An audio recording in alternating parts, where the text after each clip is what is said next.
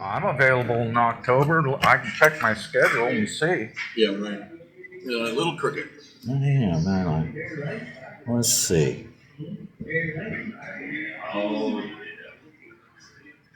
Boy, look at that handsome fella. Let's see. Is that? Yeah, that's as far as it goes, huh?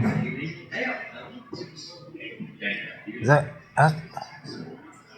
How's that? Is that? Well, it's good. I mean, it's got me. It's got you. It's That's all that matters. Except it's crooked. It tilted? Okay. I can't see it from that Okay. way. That's good. That's you Right got there? it. Oh yeah. Perfect. Yeah. As long as I'm in it and you're not. Well, I think I'm in. And it's recording, so we're good. Yeah. And look at that. I was going to tell you something. Well, I was telling you about my proposal. Yeah, what's your proposal? Tell me all about it. Liz and I are going out to Salt Lake to see the kids. Oh, okay. You need your dogs fed? Yeah, but it's for 2 weeks, and I'd like to discuss, how much what we need to be paying you to come out and check on the dogs and cats every day. Pay me? Yeah, not gonna have you. Nope. Yep. Well, all right. How about this?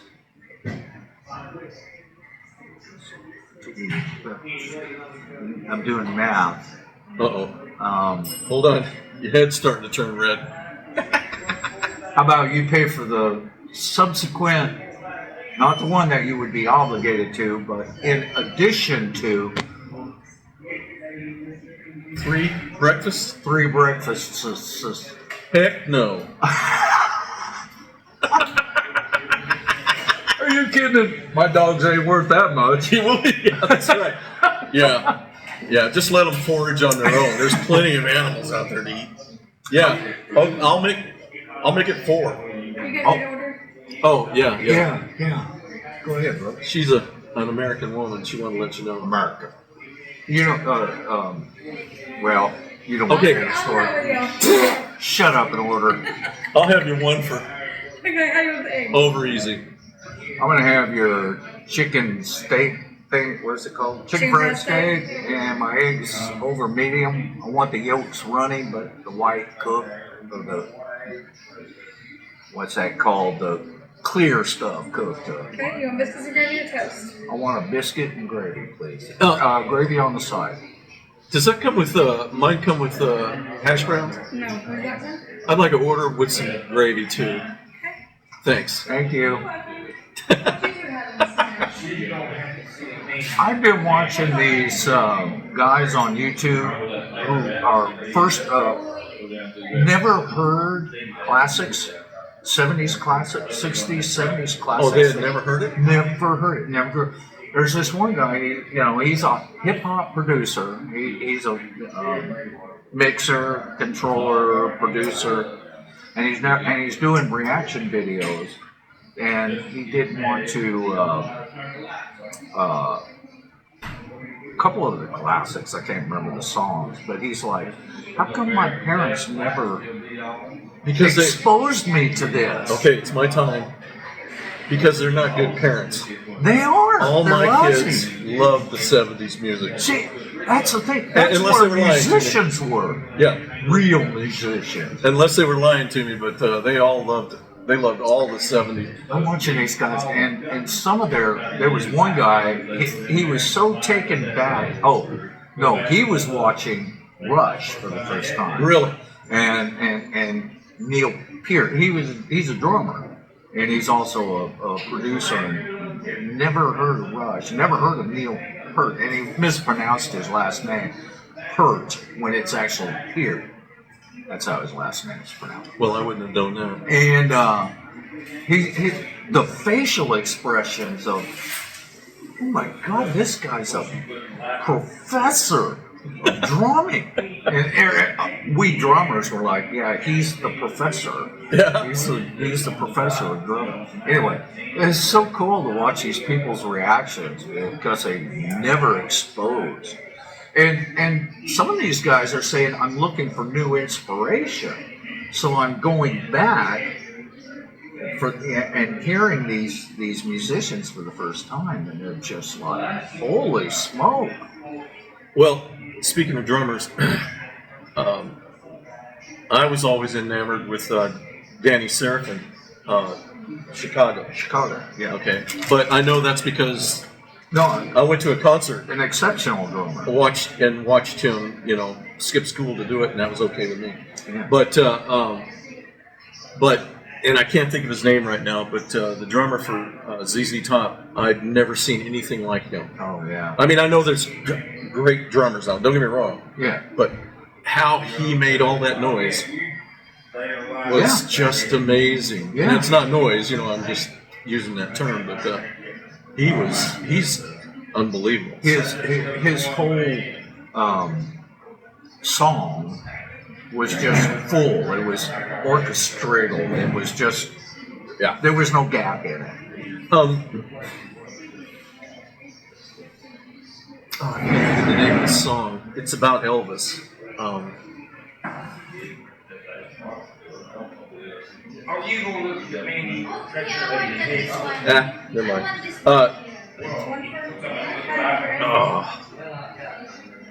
There's this one song. The song is about Elvis, but it's got this backbeat that. Remember that little electric set that Liz got me? I think I gave it to you, didn't I? Or? No. Oh no. Yeah, it went to Tia. I tried my best to figure out how they did this backbeat, and I never could figure it out. It was unbelievable. But it's just it's a haunting song, and I can't think of the name. I'll think of it in a little bit. So, but if you could do that, we're leaving October 1st, right after our 50th school reunion, Okay. and that's the first reunion of my class I'll be going to, probably the last. You're literally. Well, And I never went to any of them. I went to Liz's because I just happened to be around here when when I was going to school in San Antonio. I'd come up on the weekends, and Liz is like, "Oh, it's my whatever," and I'm like, "Fine, I'll drop in." Theirs was always fun, Yeah. but I wouldn't go to mine. Well, how many years behind you was Liz? 1. 1 year. Yeah, I was 74. She was 75. 75. Okay. Yeah. Okay. I wish actually, I was 74 and she was 93. We wish. And I was Where? dating her the entire time. Karen's was, let's see, she graduated college in 72. 2 years. She went associate. She was doing criminal justice. Going to be a cop. She wanted to be a probation officer. Oh, really? Yeah, a correctional officer. Like, that's crazy. Why do you want to do that? Yeah. Because I like the power. Man, they have power too. Oh, yeah. Oh, yeah. Okay, so yesterday, I decided I was going to do a video on, because I've been watching these drummers who they do POV. POV stands for point of view. Of them setting up their drums for a gig. They're setting up for gigs, and they're doing all this stuff. And I thought, that's pretty cool. I'll do that. But give a different angle on it, where we're a contemporary Christian band. And we don't play for monetary compensation. Just food? Food.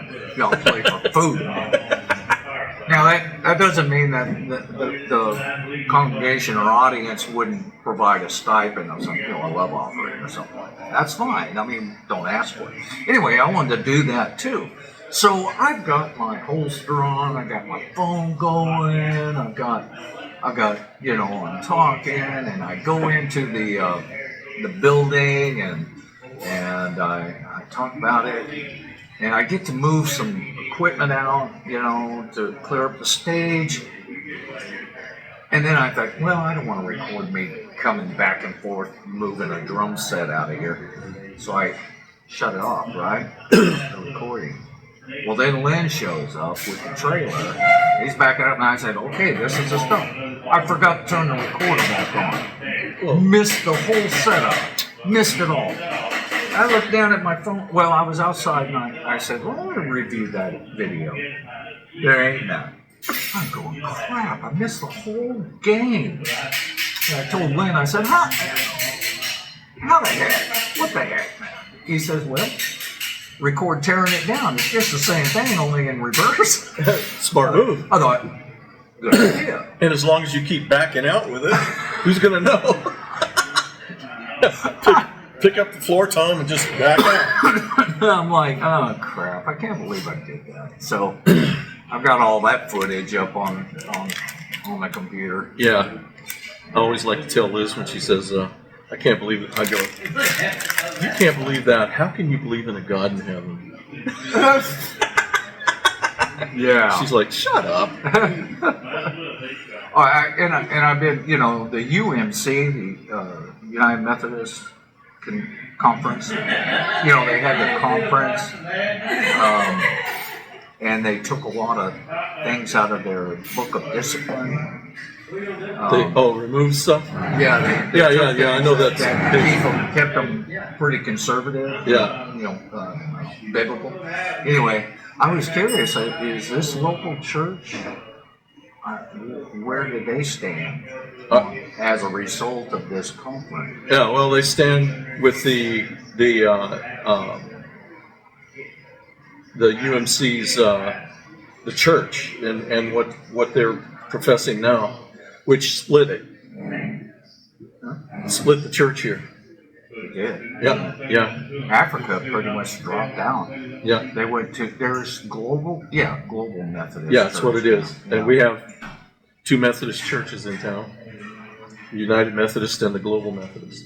So which one does Liz attend? The United Methodist. The United Methodist. Yeah. Is the church around close around New York? No, it's right across from the Church of Christ. Oh yeah. Okay. Look at that. Wow. I kind of blew her bubble today. You blew a bubble? No, she didn't blow a bubble. I commented on her shirt, American Woman. I said, sung by Canadians. She went, what? I'm wearing some bands.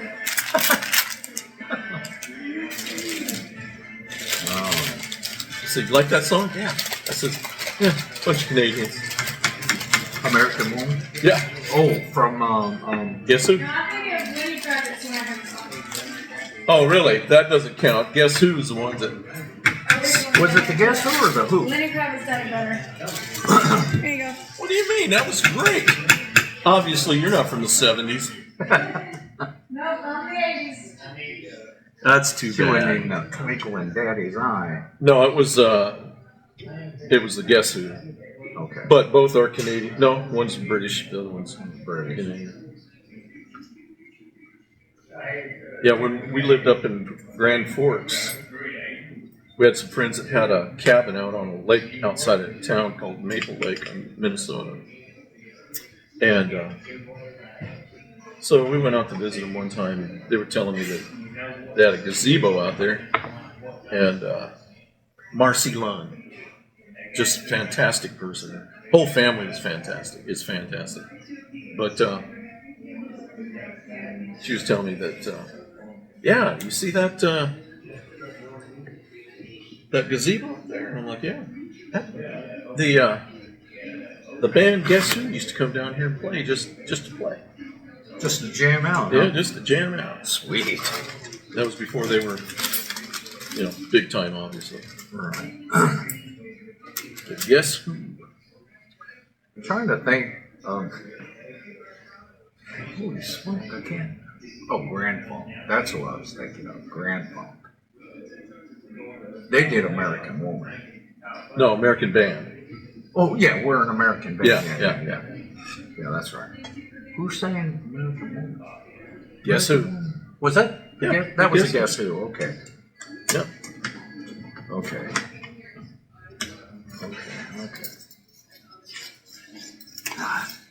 Yeah, the Tawanches guys react to the classics, the late 60s, 70s. they're like, holy smoke, where did these people come from? Well, you ever traveled their roads, you probably wouldn't have survived.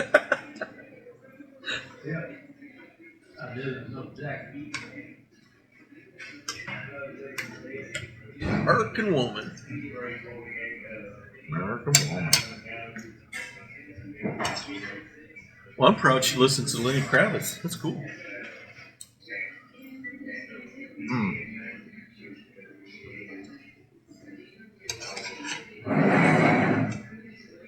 Well, so yeah, did a performance yesterday. Yeah. Where was he at? Where at? Outside of Wicks, little Baptist church. Oh, okay. Baker Rock Baptist. Make a rock? Baker Oh, Rock. Just this little country. We played them last month. The messenger, James. Man, he just loves us being there. Okay. Well, and it's always on that fifth Sunday because that's when typically churches will do a potluck, things like that on the fifth Sunday. I'm like, yeah, I'll play for food, man.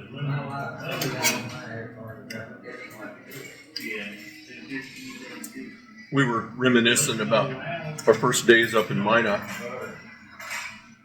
And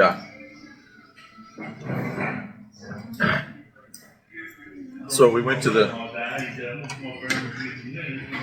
a Methodist church up there, and that Sunday they were having a big old potluck. I was telling Liz, I said, "You remember when we went to the potluck?" And I was sick as a dog afterward. Oh, yeah. It had to have been food poisoning. Of course. Probably from a 98-year-old woman who cooked something and put it in a dish. And like Mom used to, food would sit out on the counter for weeks. She'd just throw a dish towel over it.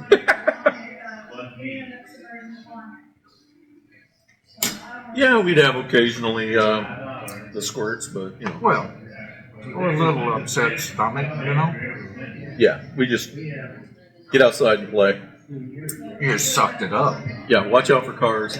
Yeah. Don't come back till the street lights are on. I mean, I think back in our watching my childhood, stories. in the summer, I literally slept in my swimsuit, get up and go to the river.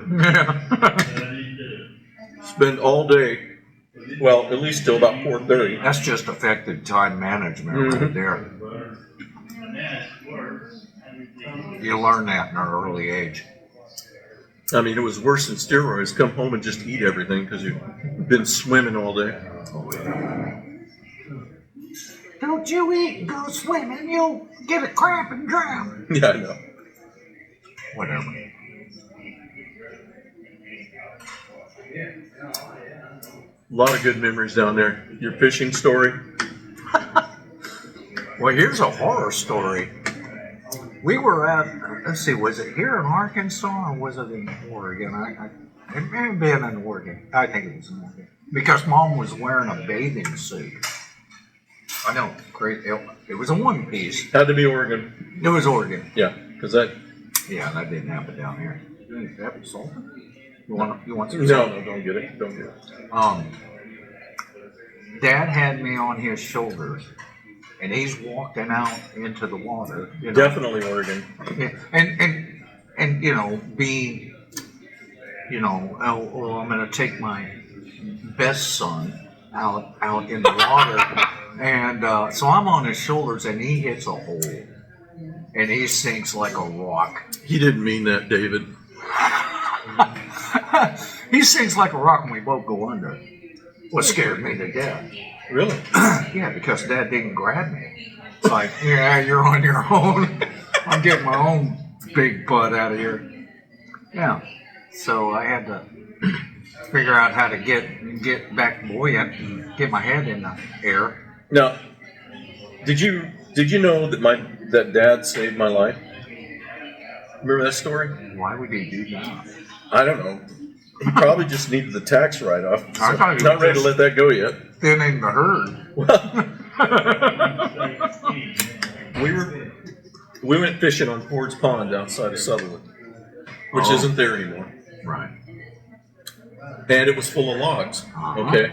So they were all pushed up against the bank. We were just going after some bluegill and stuff, right? You weren't on the logs fishing, were you? Well, not at first. And then Dad decided, well, let's just get out there to the open water, giant fir tree logs, and stuff. And I said, okay. So we'd start walking across the logs. And he said, don't get in front of me. You stay behind me. Because he's testing each one, right? Oh, okay, sure. And of course, I always listened to Dad. Yeah. So of course I got out in front of him. And I'm hopping onto this one log. And then there was a bigger log. But there was a smaller one in between. So I thought, well, I'll just step on that to get up on this one. And when I did that, I stepped on that thing. It just rolled with me and rolled me right underneath into the water.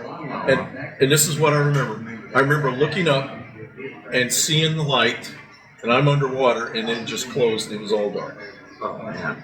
And I'm like, That's terrifying. well, and I didn't even have time to realize, the danger I was in. Next thing I know, Dad's got me by the hair, and he's pulled me out. Because he had to jump in to separate the log and pull me out. He saved my life. Because there was no way I'd have been able to push those logs apart. That is more horrifying than me being on his shoulders. Yeah, Because he didn't save me. He's like, I know. Well, okay, yeah. there's a reason for that. But he saved my life. The guy big time. Wow. And it was a life worth saving. Unlike. That's right. Okay. Yeah. You remember that place up on Little River? He used to love to take us to go swim in that little. It was a nice hole of water, and we'd always. You don't recall it? We used to go up Little River and go swimming up there. Then there was Cabot Creek. Did you ever- yeah. And but this was this was on Little River. But then there was another place that we used to go, and the rocks. There wasn't a waterfall, but it was just a rocky drop of the water. And you could slide on it. Yeah, I remember that. Yeah, that was cool. Yeah. I wonder if that's the same water hole that he, taught me how to fend for myself in the water. So, I think there was a lesson in that. well, Because it waterfalled into this big hole. And that was where we were. I think that's where we were. Yeah. well, we went there many times. He must have had to teach you over and over. No, I learned one. Don't get on Dad's shoulders. You don't like running in our book. You gotta go home with his buddy Paul down there.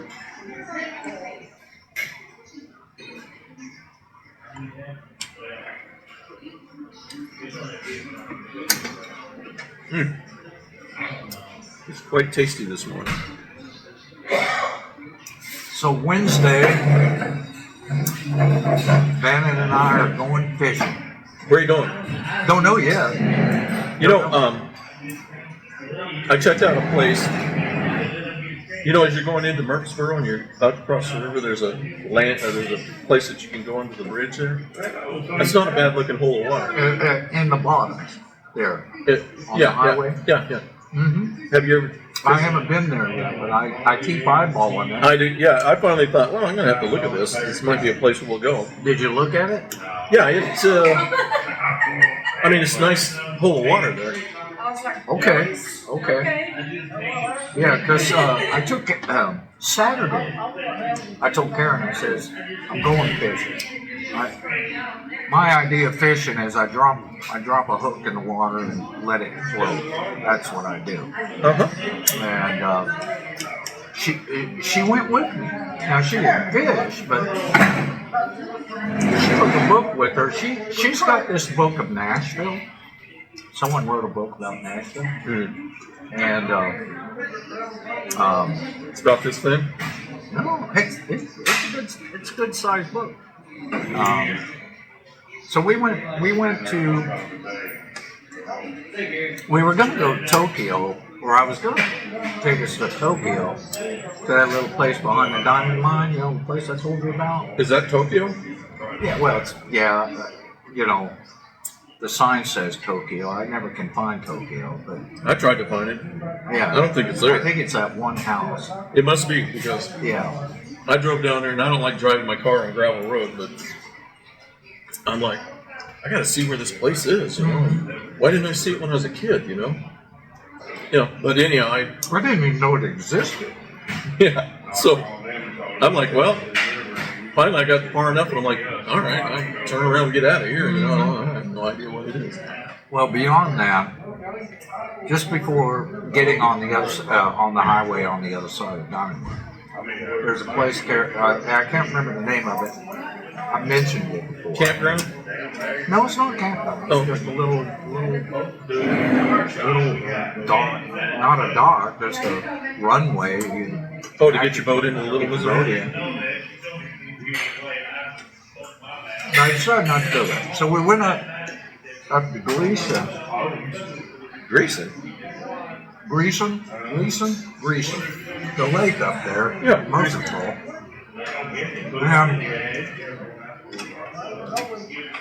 And I found this little place.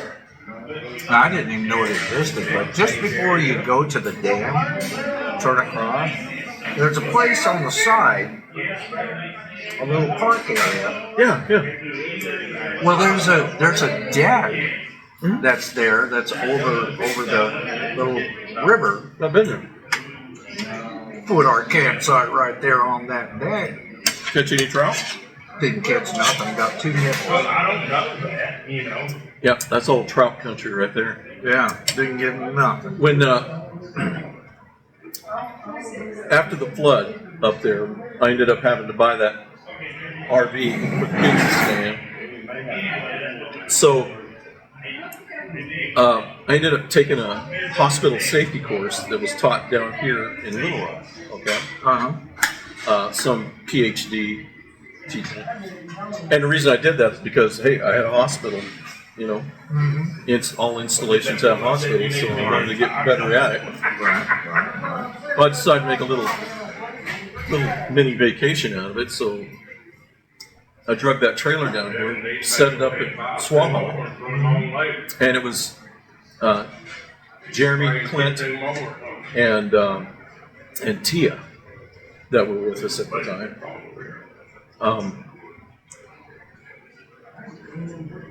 I forgot what Jason was doing. You know, I'm proud of you. Listening to Lenny Kravitz, that's pretty cool. But you'll have to listen to them. Just look it up. Guess who? I've heard that one. I was saying, okay, Lenny does it better. Really? The original is good. It's good. I like I'm Lenny's just version. saying, you know what? Well, that's okay. The trailer car, they jack with it. That's like Stevie Wonder's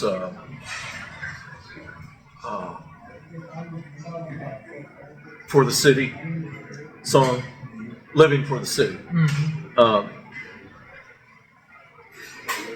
There's a guy out of Fargo, North Dakota. He's what's his name? Why I can't think of his name right now. Kid something. He plays it, and he plays it. It's much better. I mean, I think it's much better. Of course, it's still Stevie Wonder's song. It's amazing how many cover bands can do the original artist's song, and you're like, yeah, that's better than the original artist's composition. Yeah.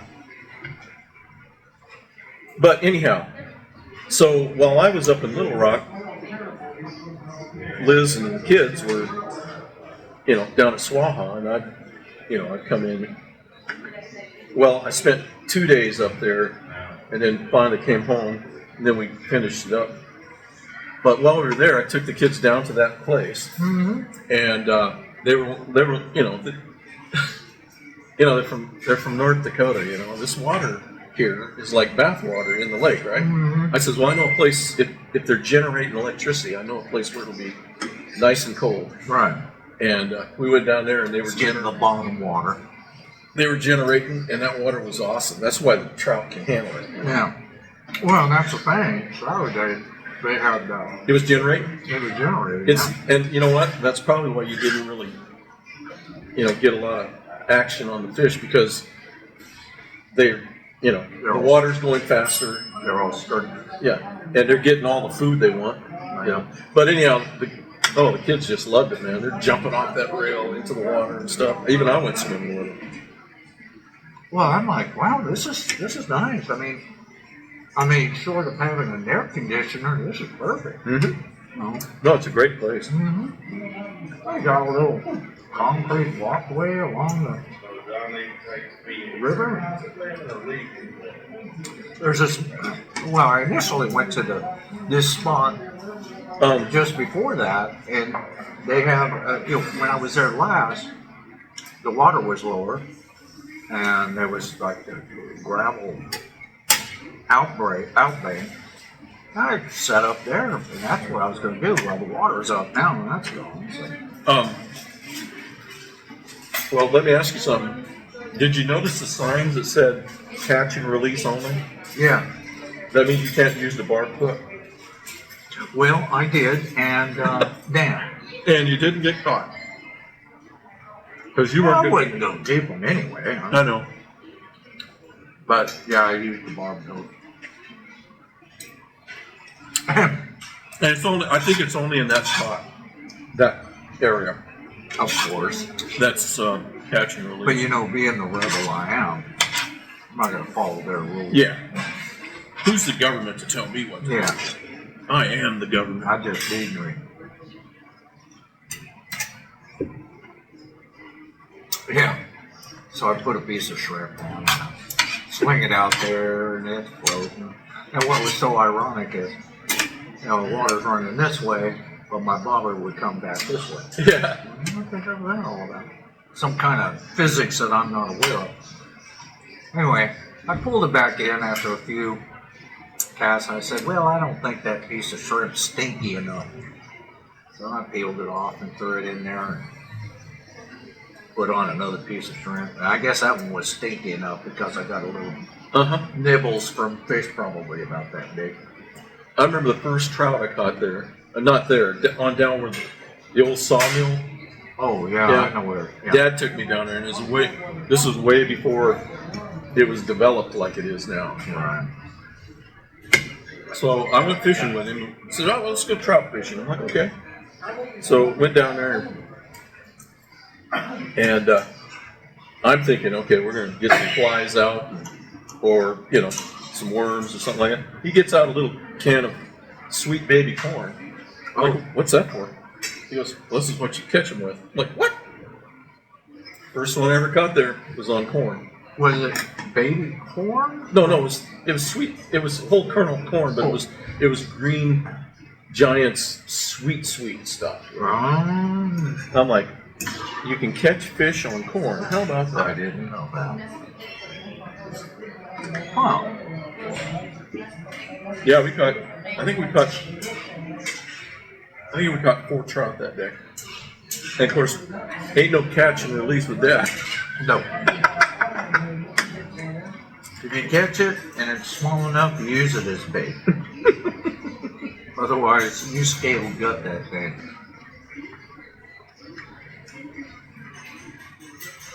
Huh.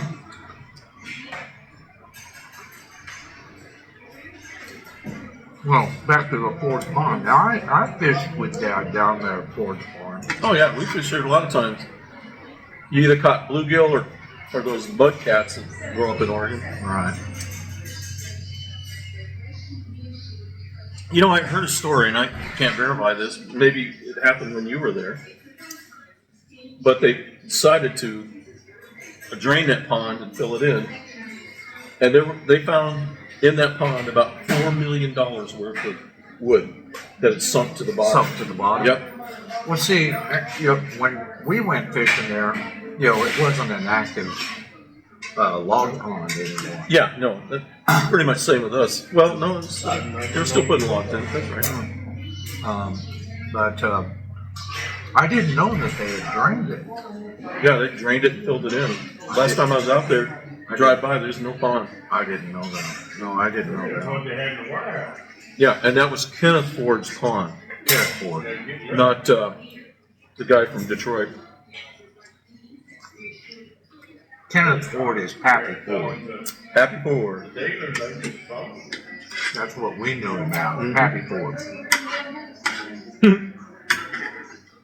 I still have that vision. You remember the Suburbans that you used to have to run crews out in the woods and stuff like that? Crummies. Crummies. That's exactly what we call them. They were Suburbans, you know. They were suburban. I remember I Built like tanks. was with Randy and Don and Kenneth Edwards, and we were over at Randy's place outside talking and everything. All of a sudden, one of those pulls into the house. He maybe had a little trouble with it. Pappy Ford gets out and goes into the house, talk to Dad. Yeah. Something wrong with the union here, buddy. They had I think, a really good rapport together. Well, I believe now that Pappy Ford wanted to take care of his employees as well. And a few years back, many years back, I don't know, maybe 10 years ago, I was talking to Lori Nebo and Bentley now about she still worked at Roseburg Lumber. And I said, well, has it changed from when your daddy and mama worked there? She says, yeah. You know, now that Pappy Ford's not there anymore. But was it Pappy Ford? Remember that time we went to, I think it was Crater Lake or something, and at school, I somehow talked my teacher into letting me have a cigar. She had a cigar, and she gave it to me. Oh, I know what I did. I lied my teeth through my teeth. I told her, I said, my dad smoked cigars. And I convinced her, I don't know how I did it. I think she just wanted to shut me up. To give me that cigar. And then we went to Crater Lake that day. And I just begged Mom to let me smoke that cigar. You were there. And we lived in Dillard at that time. And finally Mom said, okay, all right, we'll smoke that. Got back to the house. Now, I remember you ralphing. You know why? Because of you. I didn't do anything. Yes, you did. Well, you're not really smoking that if you don't inhale. Just offering advice. And I started, and that's when the gills started turning green. But I think Pappy Ford came by that evening. It was either Pappy Ford. I think it was Pappy Ford. And I started just blowing my guts out. And I remember seeing you in the corner of my eye laughing. Yeah. Yeah. Yeah, and I didn't even smoke. Well, Ever. no. Tobacco. Yeah. Yeah, let's get that clear. But, no, I remember J.B. Hulk, his mill right across, is right next to Dillard School, Yeah. the elementary school. Yeah. And he built that big house on the, did they call it Rice Canyon Road or whatever? You know, you come out of Welch's, down by Douglas High, you come out of, there was a store called Welch's Store. Interesting, cool store, because when you walked in, there were cubby holes. A whole wall of cubby holes, and they all had Levi 501s, and they're the kind that you had to shrink them Oh, yeah. to you Yeah. back in the day. They weren't pre-shrunk or any of that kind of stuff. I can only imagine what they'd be worth today. Who knows?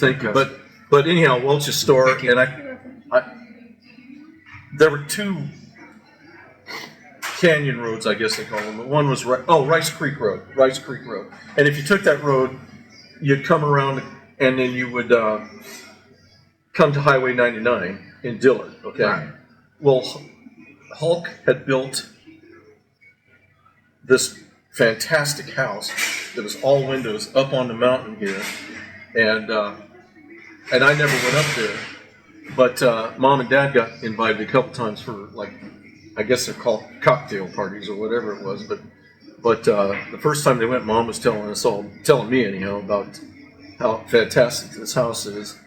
The front room, they literally had a creek running through the front room. Holy smoke. Now, I don't know if it's pumped or whatever, but it was there. It was a water feature. Yeah, a water feature in the front room, or in the main room of this. Because when you looked at it, it's like this. So the kids could just sit on the couch and Yeah, fish. yeah. Bastard. There's some downside to that. You know, we lived in Minot. They had a restaurant that had a water feature running through it. And the last time I was in there, I'm like, I ain't coming here anymore because they weren't cleaning it. People are throwing peas in it and food and stuff, and it's getting grimy and stuff, whatever. Yeah. But anyhow, yeah, that was I always wanted to go up there and look at that place, but yeah. That's right. And I can remember when we moved down here. That first time I went back out to Oregon to visit my friends and stuff.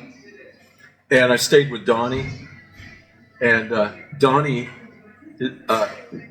folks had bought him a Kawasaki 90, and so we would look like we're walking it, you know, but it's a 2-cycle, so it's blowing smoke, you know, because it's a 2-cycle, oil added to the gas.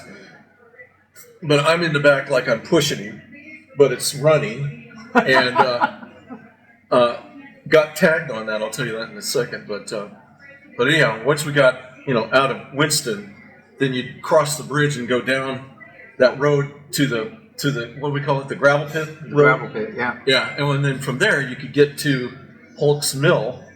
Okay, from there on the backside, and he was stealing lugs of lead from the mill. And they use that to... Donnie was? Yeah.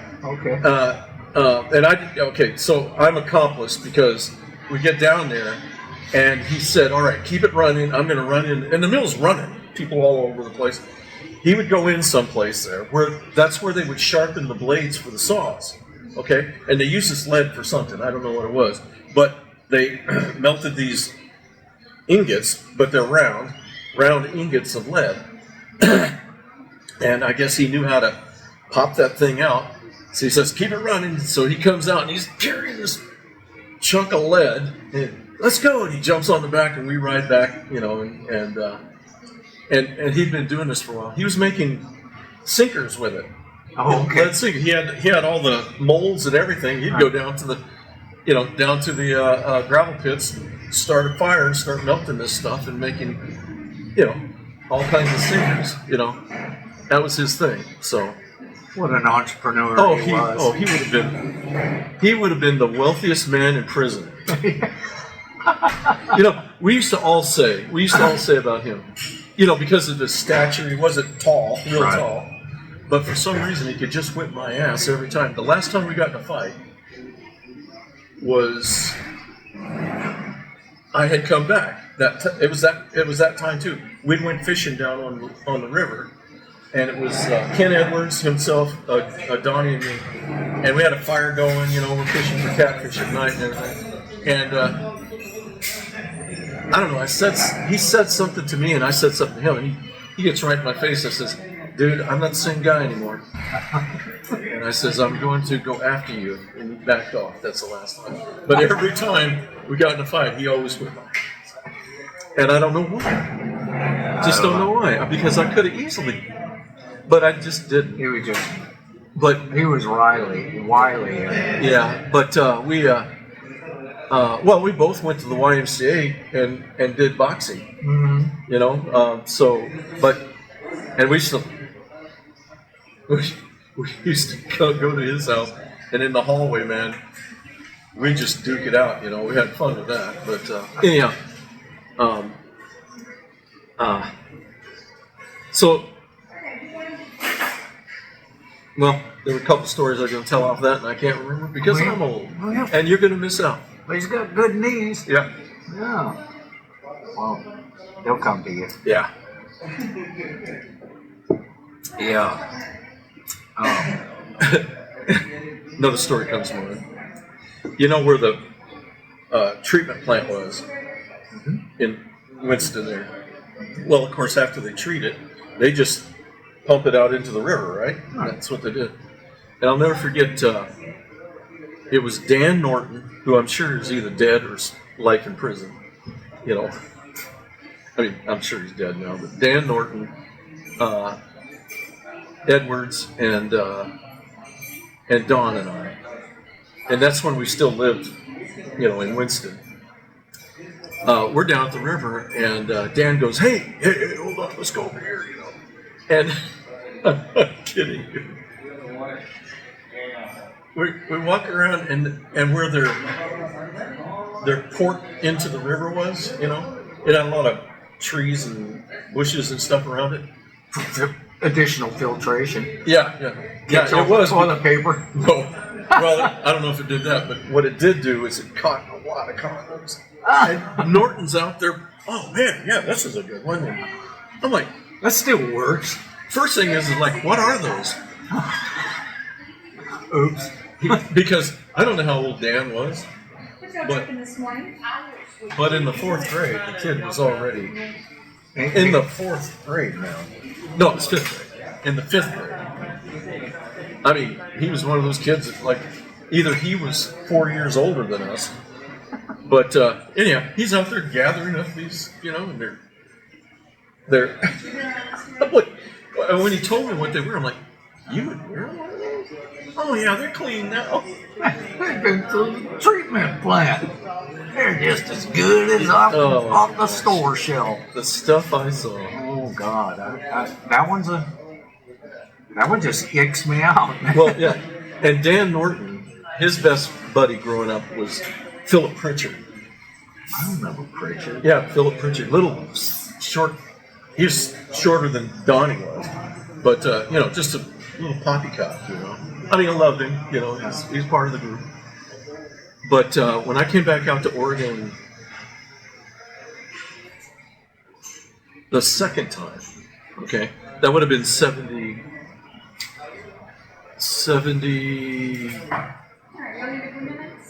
No, it was the first time. Okay, come out to Oregon. That would have been 72, 3ish. Okay, and so I'm checking in with all my friends, and I'd asked about Philip, and I was told that he wasn't doing real well. He had some problems, and I'm like, really? So I automatically went over to say he lived over by Civil Bin. Oh, okay. And I went over to see him and everything. He opens up the door, and his eyes are all red except for the lenses. I mean, as red as that. I mean, they look more like this. They were just totally red. All the blood vessels have been shot. Oh wow.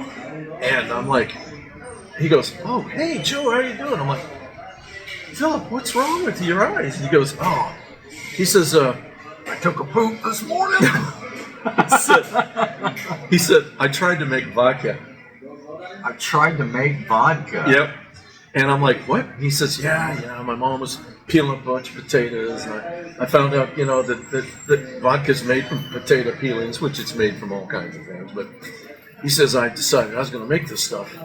And I'm like, oh, okay. And I says, so what happened? He says, well, you know, after a period of time, fermenting or whatever he did, you know, he says, I decided, well, I was going to give it a try. And he says, I only drank about that much out of this little cup. And it knocked him out. It almost killed him. You gotta cut that stuff, man. It almost killed him. And he said, yeah. He says, I immediately passed out after drinking this. And he said something about it didn't taste good anyhow, but he says, you know, so it immediately knocked him out. He was like out for like 2 days or something like that. I guess he went to the hospital, obviously. Whoa. But he was blind for a week. Whoa. That really puts a whole new spin on drinking yourself blind. Yeah. Well, that's how it happened for him. Wow. Philip Wow. Pritchard. Here's to you, Philip. Yeah. Hope you're still kicking and can see well. Well, that reminds me of a story. It was down here in Arkansas. Gary Kirkpatrick. It may have been Mark Cox, too. Maybe Lloyd. No, I don't know if Lloyd was there. But us three decided we were going to make peach brandy. So, You got a lot of peaches. Yeah, well, you know where the Blue Bottle store is, Uh-huh. and that gravel road, and Yep. here's where we swam. Yep. Well, if you circle that around, there was a house back here, an old abandoned farmhouse. Behind that, that's where we because it's so out of the way, there's nothing else out there Yeah, except yeah. woods and dirt. And that's where we put it in a 5-gallon bucket and let it ferment. We let it ferment out there because none of us could put it in our houses because, Yeah, that would stink. yeah, that would you'd have burst into flames. Well, after we allowed that to ferment for a while, we decided. Did you use a recipe? Yeah, Oh, it okay. was sugar, yeast, and peaches. Okay, yeah. And some water. Yeah, that would. Yeah, that was the recipe. And no, nobody wrote it down. How much? I don't know. That much. Okay. Made this stuff. Sifted it out. I don't know if we used a jock strap or what. I don't know. Sifted it out into milk jugs. Took one drink of that. And I thought I became retarded after that. My brain was melted. Wait, you mean it brought it out of you? Well, Gary had this blue Falcon car. Uh-huh. Put those jugs in his trunk. And it wasn't probably a day.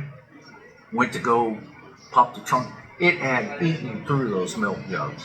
Really? Eaten through it. Oh, I didn't know it could do that. To Yeah, plastic. we were barely able to salvage it. And now his trunk was full of this stuff, and we was kind of afraid it was going to eat through the metal. But yeah, took one drink of that, and it was like, oh no, no. Yeah, I used to want to make my own whiskey. It was on my bucket list to make just 5 gallons and put it, because you can buy a white oak barrel to age it, right? Yeah. Matter of fact, there's a place in Hot Springs that sells. They're already cooked inside, or charred inside. And you can buy these barrels and put your whiskey in there and let it age. I really wanted to do that, but I didn't. I actually looked into making my own whiskey and stuff, and it's really, it's an art form. Okay. Oh yeah. And the people that are doing it, they know what they're doing. And Yeah. I just didn't trust myself enough to do it. So the best moonshine I ever had was out of Mina. And we came down to visit. I think I've told you the story, but went over to Ted and Ev's because they were living out there where Mary's old place where Lloyd lives. And, went in to visit because we were getting ready to leave and stuff. And he comes out with one of those 3-liter clear bottle and pop, except it wasn't, just looked like it had water, about this much left in it. And he says, "Hey, give this a try." I'm like, "What is it?" He says, "It's moonshine. It's from Mina. It's the best in the world." And I'm like, "Okay." So I took a sip of it, not big, just took a sip of it. I'm like, "That's not moonshine." He said, "Oh yeah, it is." I said, "No way." It didn't even have a hint of alcohol in it. I thought it was just water with. Well, it kind of tasted like watered down whiskey, Oh okay. but no, it didn't have any aging in it. It was just white lightning. Yeah. Wow. Yeah. Wow, that was good. And I was hoping to find some of that to put in one of these. They had 2.5 gallon kegs too, about this big. I just wanted to put it in, pop it, put it away, and then when I die, folks can drink it. And, maybe I'll take them all out. I tell you, my band played at the Mud Bog thing there in Bodcow, and these guys came with their moonshine, different flavored moonshine, watermelon, strawberry, Yeah. all these different flavors. And I'm telling you what, it was the most tastiest stuff because they're saying, well, yeah, have a sample of this. Well, after about 5 or 6 of those, different flavors, So they're making good whiskey Play- and vodka, huh? play drums, right? Yeah. Okay. Oh, that's cool. Oh yeah, different flavors. It was just absolutely, just great taste. You didn't taste the alcohol. Yeah. I mean, that's Well, you felt it. Don't get up. well. That's how this was. I mean, I had just a hint. I thought, he's just mix it. Boy, I'm like, wow, that is. It put a buzz on me. It was really nice. Yeah, I tell you. So I remember the first time I was ever aware of back in the day when mushrooms grew everywhere around here, right? And But that would be in Oregon. Or was that here? it was here. Oh, here. Okay. Yeah, I was heading home and went by Glasgow's place, where we had the accident. Yeah. I mean, almost right there. And I went by Glasgow's, and here's about 10 of my friends out there. They all have a pillowcase, white pillowcase, and they're just walking along the ground, just walking towards the woods. And I'm like, what in the world? So I saw Tony Britt, and I'm like, I saw he was out there, and I saw him a few days later, and I said, Tony, I saw you guys out in Glasgow's field there. What were you guys doing? He said, oh, well, we're picking mushrooms. I'm like, really?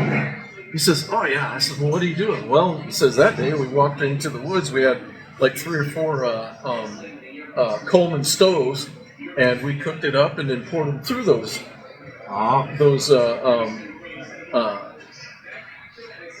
pillowcases. And he said, then strained it through there, and it's mushroom tea.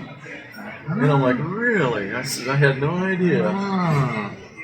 So, I had to tell you, Liz went in for colonoscopy, and she's okay, everybody. No problems. I'm still paying for mine. You don't even have I'll take please. some. And, but while we were there, you remember Debbie Powell? Debbie and Carol Powell? Yeah. We used to ride the bus with them? Yeah. Okay. Well, Debbie is, her and her husband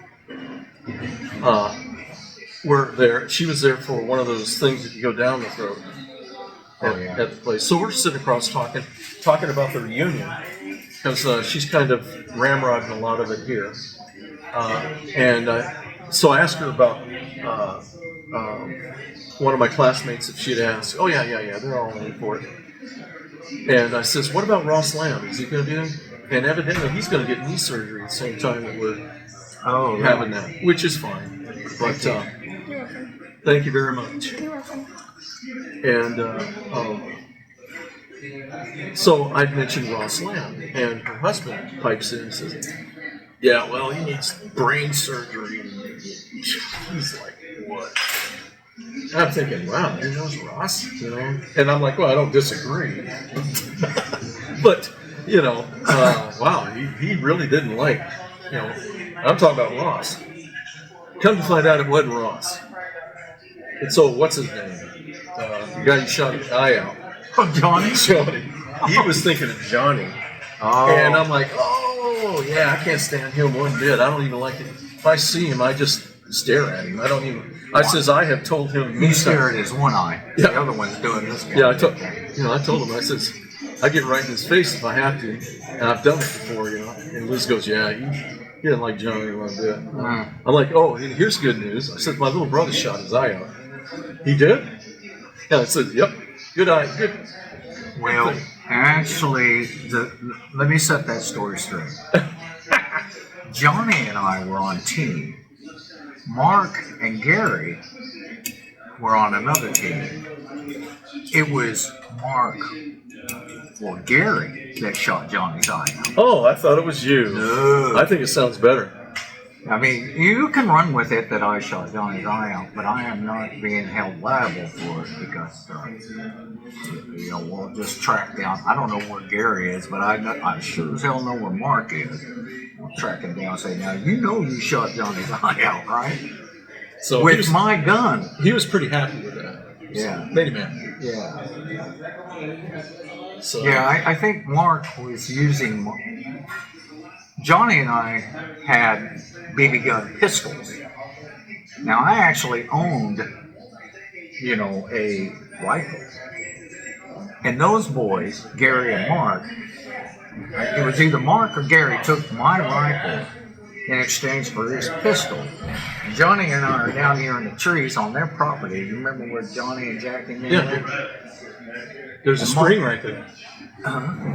Yeah, there is. And Mark and Gary were up on the barn roof picking us off, man. I'm hiding behind a tree. Well, that's what happened. Johnny poked around, caught it. And then his mama said we couldn't do that, play BB gun fights Fights anymore. Yeah. It's funny. It must run in the family because we used to have BB gun fights down at the river. Yeah. Did it all the time. And oh my gosh, I remember the last time we did it, I got popped in the butt like you wouldn't believe. Don was like from here to the next table, and he just shot me. Well, and the rule was you couldn't use CO2 Yeah, no, we or didn't have pump, BB Yeah. guns, because that would have been really dangerous. They had to be spring loads. Yeah, we all had just those daisies. Yeah. You had to shake it to get another BB in there. Yeah. I've gotten shot between the eyes. I've gotten shot in the teeth. I've gotten shot in the ears. Ouch. Well, you guys were serious. We didn't ever. I mean, we just went body. Yeah. That was kind of implied. Maybe we were a little smarter than you guys. You guys were. Yeah. Yeah. Yeah. I'll never forget that day. I remember getting shot duck hunting once. I remember you almost killing me with the. No, that was Daniel. I almost killed Daniel with a shotgun.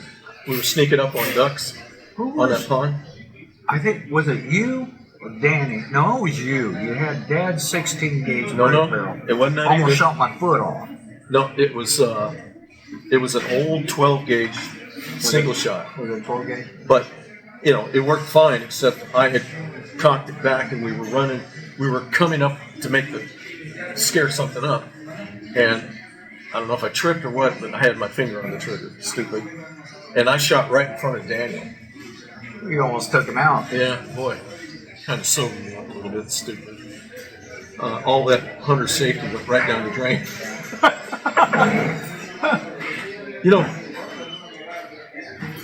Donnie and I were one of the first two kids in Winston. We were the first two kids. There were like 3 or 4 other kids, but we're one of the first two kids in Winston to take hunter safety course at Civil Bend. Oh, really? Yeah, because it had just come out. It was all voluntary. Yeah. But the reason we wanted to do it was to handle different guns. Because, after a while they'll bring in, like the third class. This thing was like 4 weeks long. You'd take a class once a week. In the third class, he brought in all kinds of neat, cool guns. 50 caliber. Oh, yeah, the Mickey Thompson. How does this work? But, so yeah, I had my hunter safety course years before it became mandatory and all that stuff. I took it again just for fun. Did you? Yeah, when I was lived in Woodlawn over across the state there, and you do so much now it's do so much online, and then you have to take a written course. All right. I don't want to brag. I don't want to do that. I haven't. I don't want to brag. I I scored know safety. 99. No. Yeah, and You actually studied for it? read a book? I went through, the thing, but I scored 99. The proctor, if you want to call her that, she's pretty impressed. Props to Yeah. you, man. I've never seen. We've never had that here before. I'm like, yeah. It's 'cause I'm Of course, this sick. is my second class teaching, and you're the 4th person in here. Yeah. Okay. There's always a reason. Okay, Professor. Yeah. So, but I got that because there were a few guys that worked with us that were going to do some hunting, elk hunting in Colorado. Okay. Well, in Colorado, you have to have it. Don't matter how old you are. You have to have it. And, You get a certificate, right? yeah, well, a card. A little card. Yeah, I've got a card. I've got it someplace because I'm not going to go hunt elk, you know. But I just kind of challenged myself. Do I still know this stuff? Well, after Daniel, I thought it would be a good idea to revalidate myself. Tell me, man, I shot. Almost blowing his head off. If he'd have been raising his foot to push forward, I'd have shot his foot off. And that's, Well, see, I don't know what it is about you and feet. You almost blew his foot off. You almost blew mine off. yeah, and you almost blew my head off. Yeah. Yeah, so Okay. really, Well, I was going big. yeah, you're one of Go those. big or If go you're gonna go for the king, don't miss. Yeah. You know, I don't know how we survived. maybe someone can respond to that on when you put this out and tell me where that comes from. We'll say it. Oh. One of my all-time favorite series. I just, because we used to be so reckless with firearms. You did, not us. Well, we were. I mean, it was usually Mark, Gary. I mean, here in Arkansas. Yeah. Mark, Gary, and myself. Maybe sometimes Lloyd. I'm gonna tell you a sad I don't know story. how we didn't kill each other. I'm gonna tell you a sad story. Back in the day, Charlotte and Jeannie Dale. Remember them? Their stepdad was.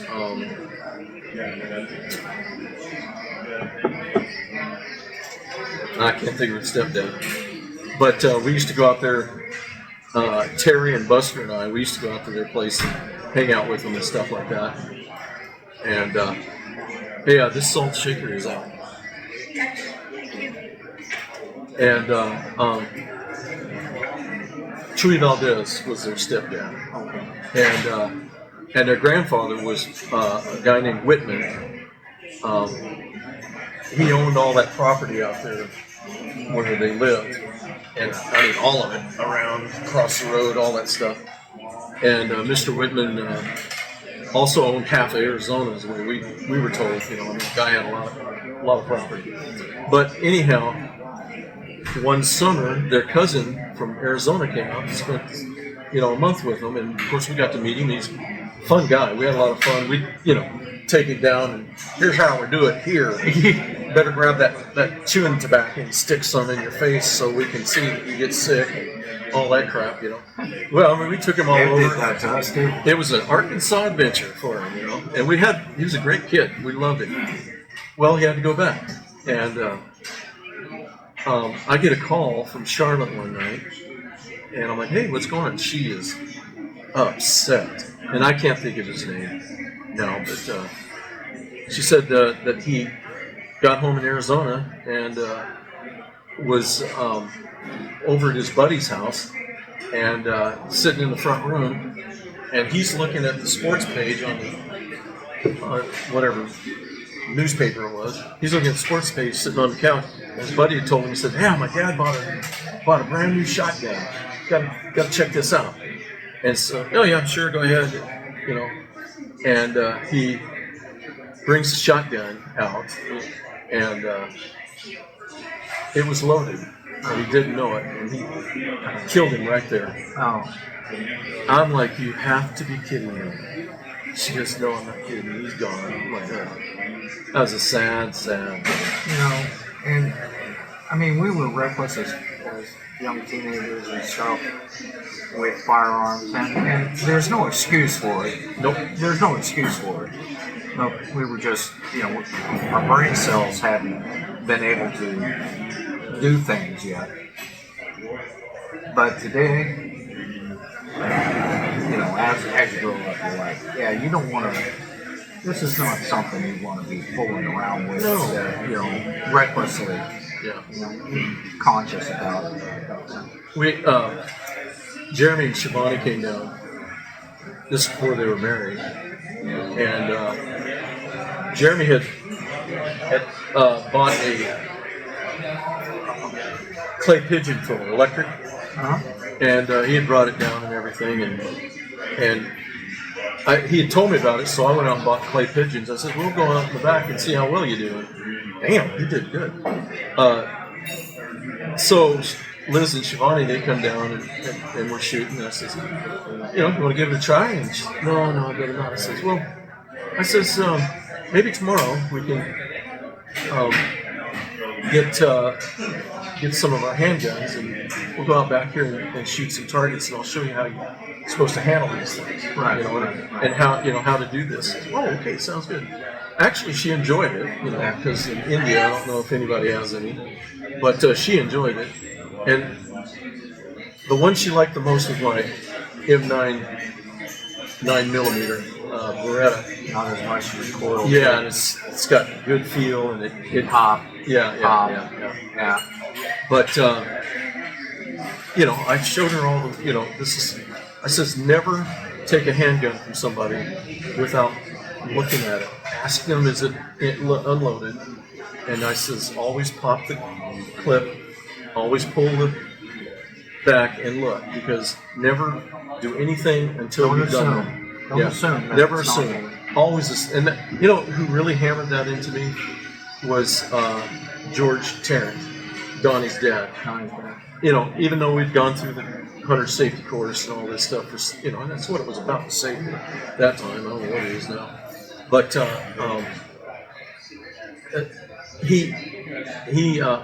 he brought it to my attention one day because I had a squirt gun and I was squirting Don, and he's like, quit pointing that thing at me. And I'm like, what are you talking about? It's a squirt gun. So I walked in the house and he goes, Dad, tell Joe about guns. Give him the story, Dad. He told me, he says, first, never assume it's not loaded. Never. I'm like, okay. That's rule And he number said, one. and don't ever point any gun. It doesn't matter if it's plastic or not, at anyone, ever. I'm like, that's sound advice. And you know why? Because whoever you're pointing at to may consider that real, Well, yeah. threat. Yeah, well, I mean, Blow your head off. it was yellow.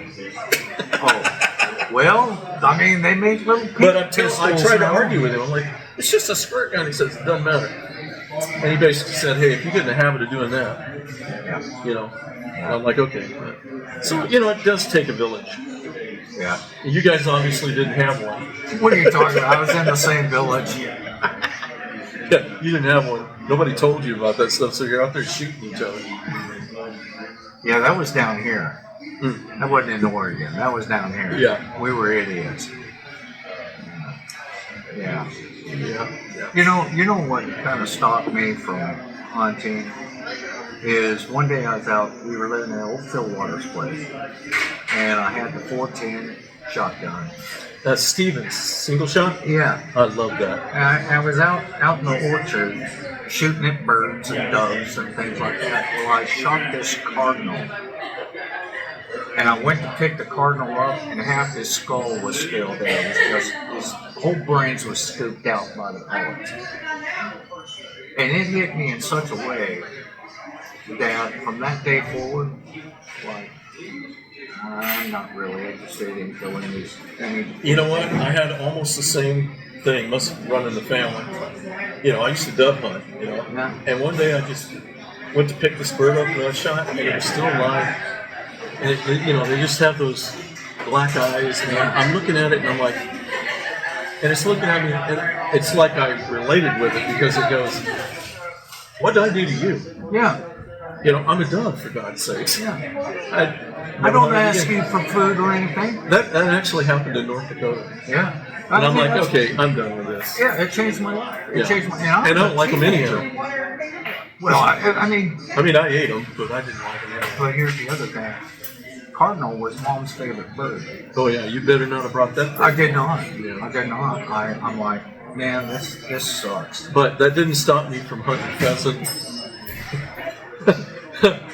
shark tails, and the other birds up there because boy, I love them. Well, that's the thing. I mean, Well, I would go hunting, but I wouldn't kill anything. Yeah. That's the thing. Well, for two reasons. One, I wasn't really interested in killing anything, and two, nothing came to present me the opportunity to kill it. And partridge, and I love hunting partridge. Yeah. You up there, I learned this trick. you'd be driving along in the back roads there and everything. Covey a partridge would get up, fly somewhere, stop, get your shotgun, walk out there, and start whistling like a hawk. And I'm not kidding, you could just almost ground ball the things and get them all. And you just keep whistling like a hawk because they're way more afraid of a hawk than you. And boy, I really took some birds home with that trick. Didn't need to bring my dog. So Whistle like a hawk. yep, they just, like I said, they were more afraid of a hawk than you any day. I'll be darned. Yeah, so, but no, that part I love, and I still miss it. Now that I got knees, I can do it, but I'm probably not going to do it. But Yeah. I miss hunting behind a dog. It's just watching them work, and you just like, you get excited, like they get excited, because man, once they get starting on the scent and they get close, that tail starts doing this, and you're like, next thing you know, man, this bird goes for the loft and fantastic, but also good eating. Well, and the thing is if it came down to the point where, okay, I need to, I need food. Yeah. Well, that's a given. Yeah. But like, I don't hunt deer anymore. I'm not going to do that anymore. And the reason is I don't need it. That's why I, pamper the squirrels that are around my Yeah. house, Well, yeah, give them the right food that fatten up perfect with nice marbled squirrel meat. Yeah. Now, if I'm hungry enough, squirrel brains.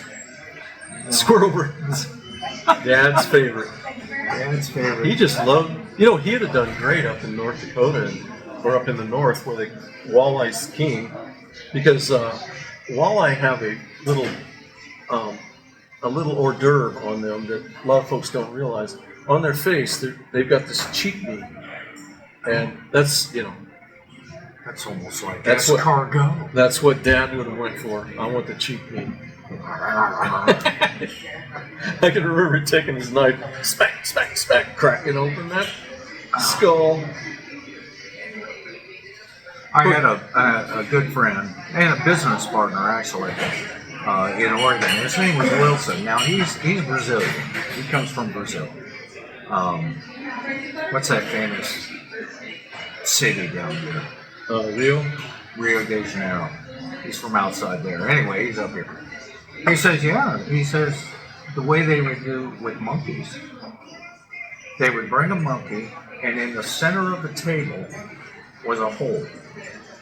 And they would have that monkey's head clamped to the upper side of the table. So right here in the center, everybody had a hammer. And they would kill that monkey, cracking his skull open and eating the monkey brains. I said, that's just evil. Yeah. That's just evil to do that to an animal. Yeah, but we didn't live around monkeys. Yeah. And I've never liked any monkey that anybody had. Yeah. Reminds me of another story. We were in the Philippines, and me and some buddies of mine and some girls tagged along with us. We're going to a swimming hole. Well, we had to cross this property to get to the waterfalls. And Mama Saw and Papa Saw were there. Well, they owned a spider monkey. They owned a monkey. And so we're talking and visiting with them, basically asking them permission to cross their property to go to this place. And of course, I didn't speak to Gale, but the girls did. The girls could speak to him. And this monkey got on the back of one of the girls, and everybody's laughing. Oh, that's so cute, everything like that. And well, that monkey grabbed 2 handfuls of hair and just started dry humping the back of her. We're not saying nothing. We're just laughing. The girl's going, what's going on? Oh, the monkey's just having a good time. They're just dry humping and stuff. And then we go to reach for this monkey. Pulls up a fist and and he's like, ah! And I'm like, oh my God. Yeah, we finally told the girl, and she was all embarrassed and everything. But yeah, monkeys, weird animals. Yeah, the last, I'm thinking this is the last monkey I ever dealt with. You remember Gary Fisher in Coquille? He was Diane's good friend. He was a drummer. Oh, okay.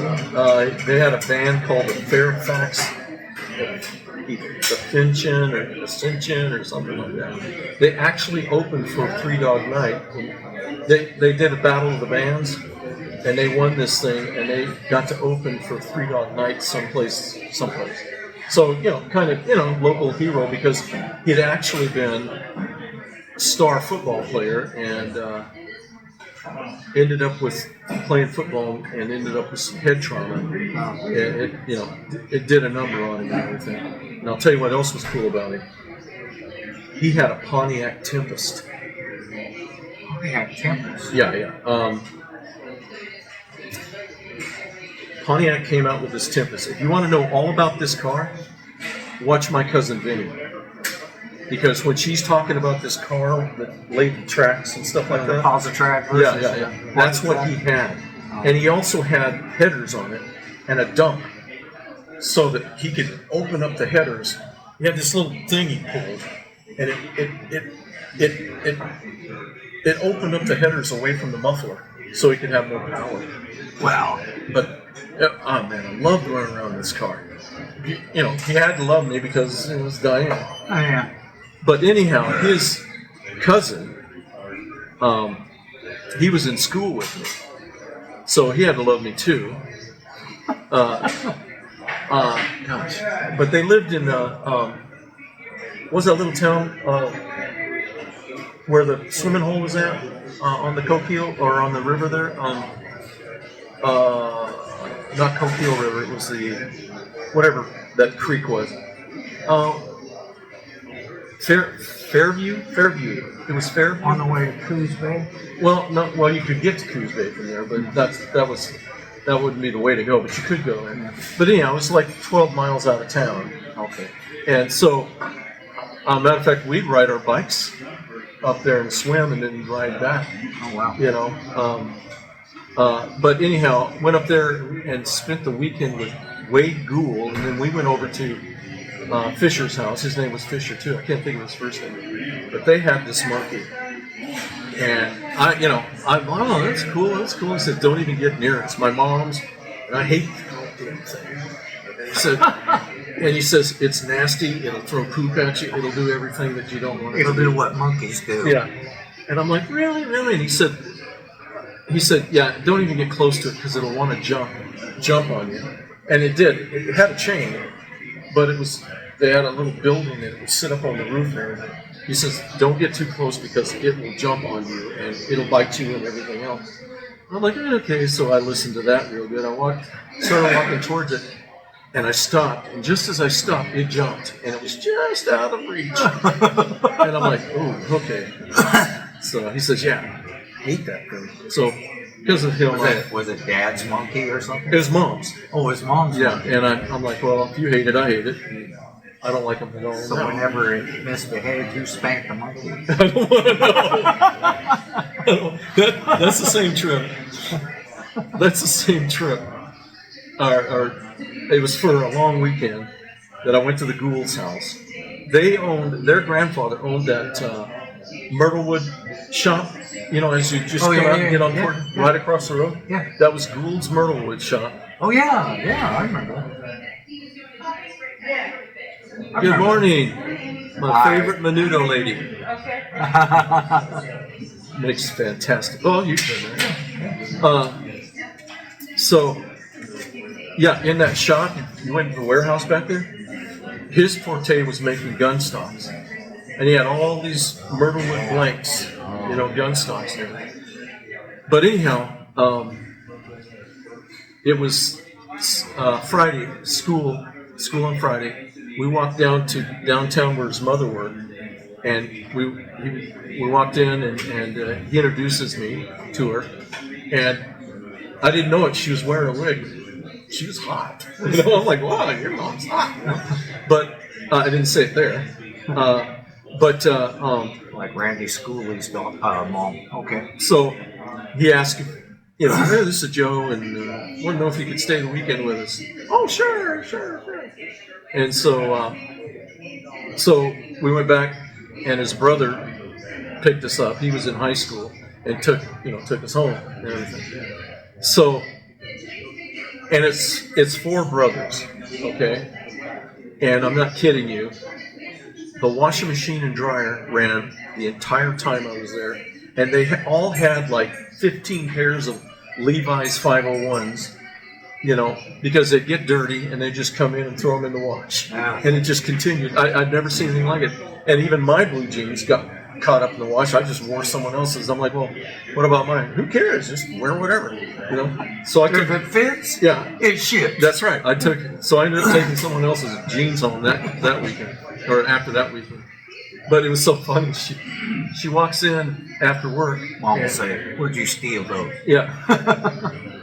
She walks in after work, and Wade and I had just come out of the bedroom, and we're walking into the living room and everything.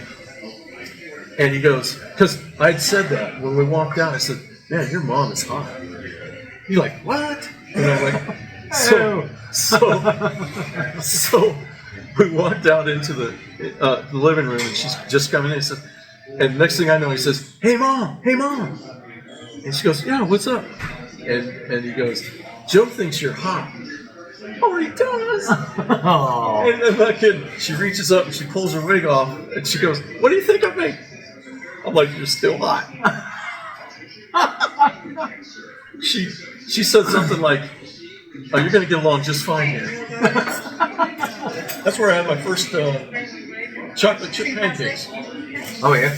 Yep. In the morning, she made us chocolate chip pancakes. I'm like, chocolate chip pancakes, and they were good. Oh.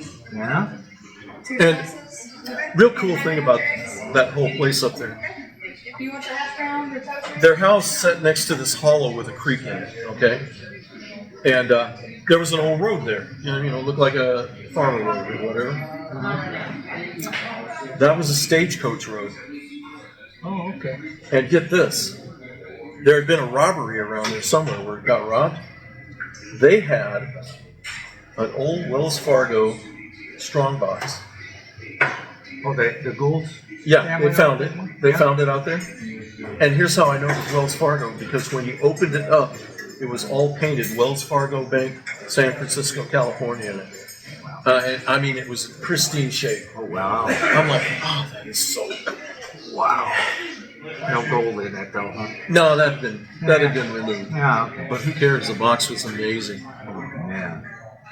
Can't find those anymore. No, I imagine that probably ended up in a museum or something down in San Francisco or whatever. For a price, of course. Well, of course, yeah.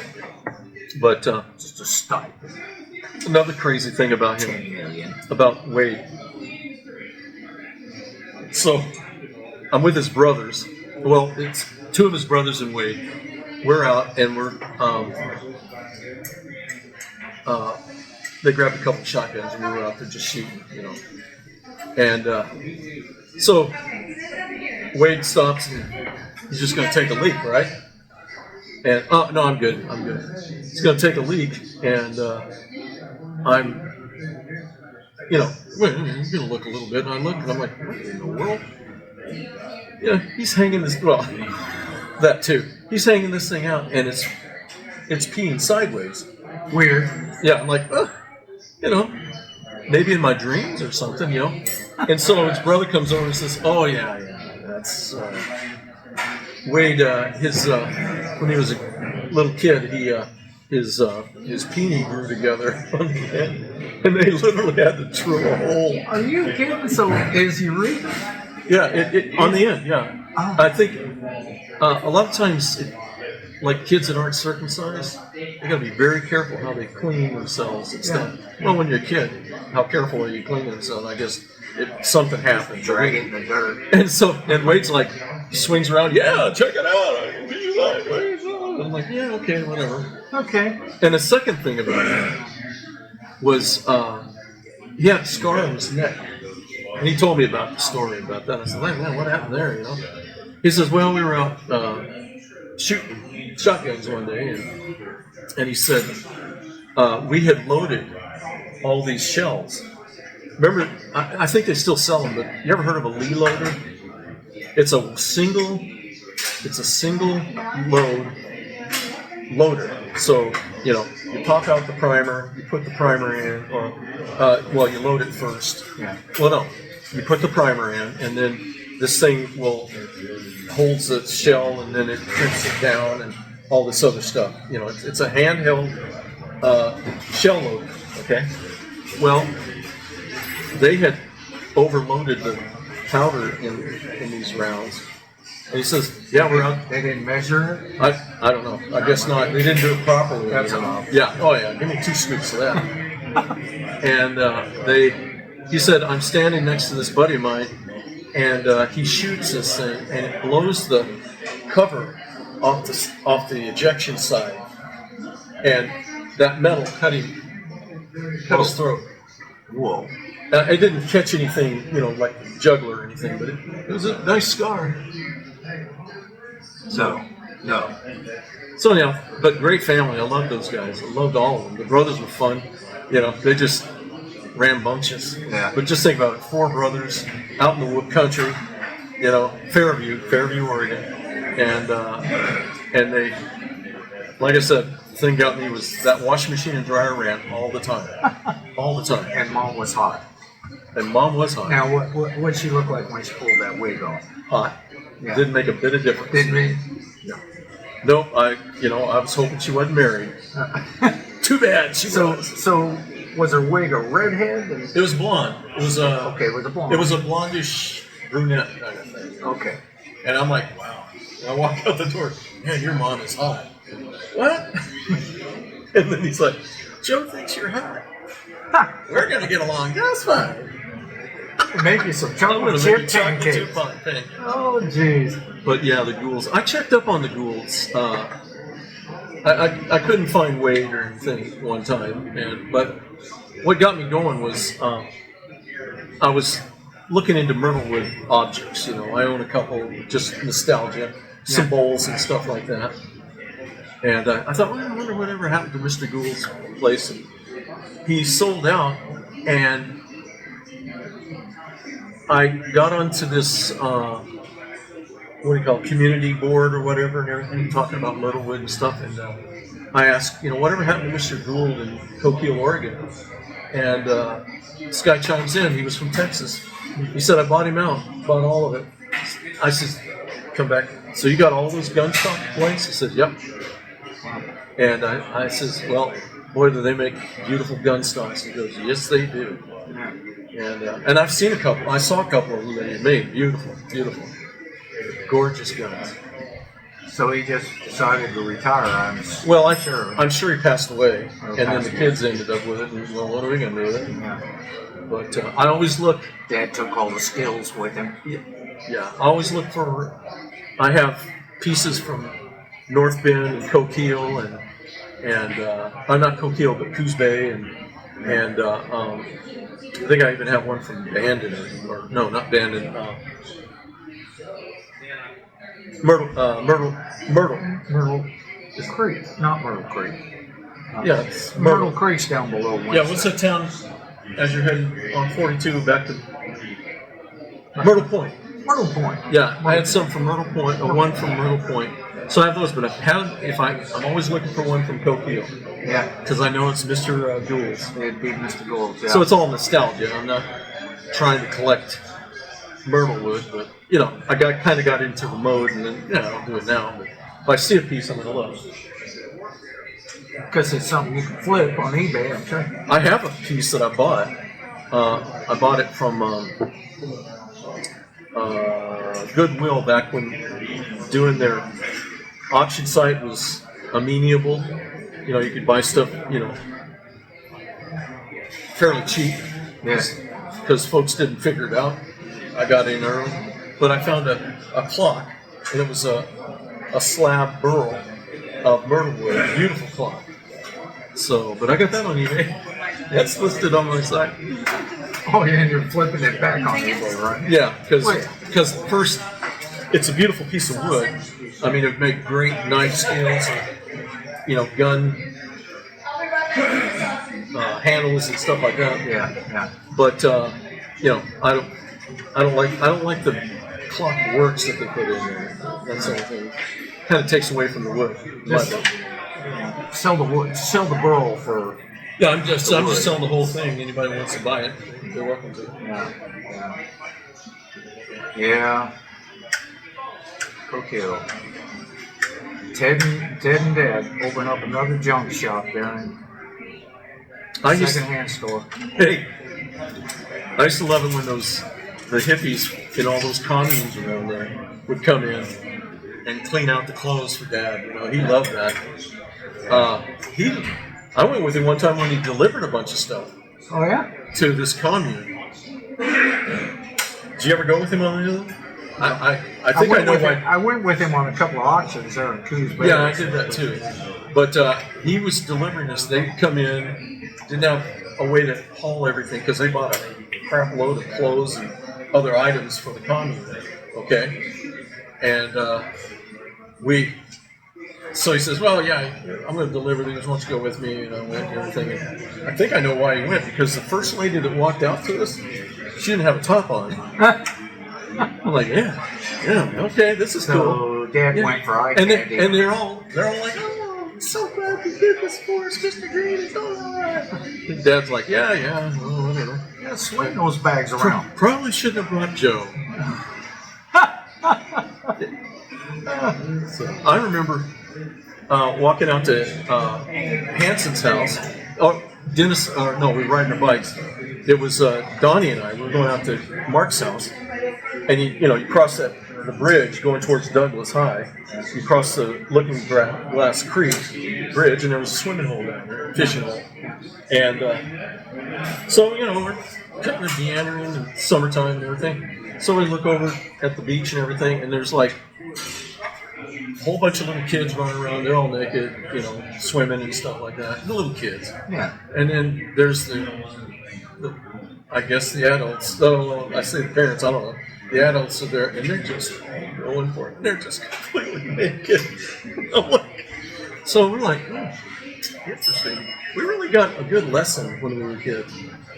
I'll tell you what's kind of disturbing is going skinny dipping at the river with your sister.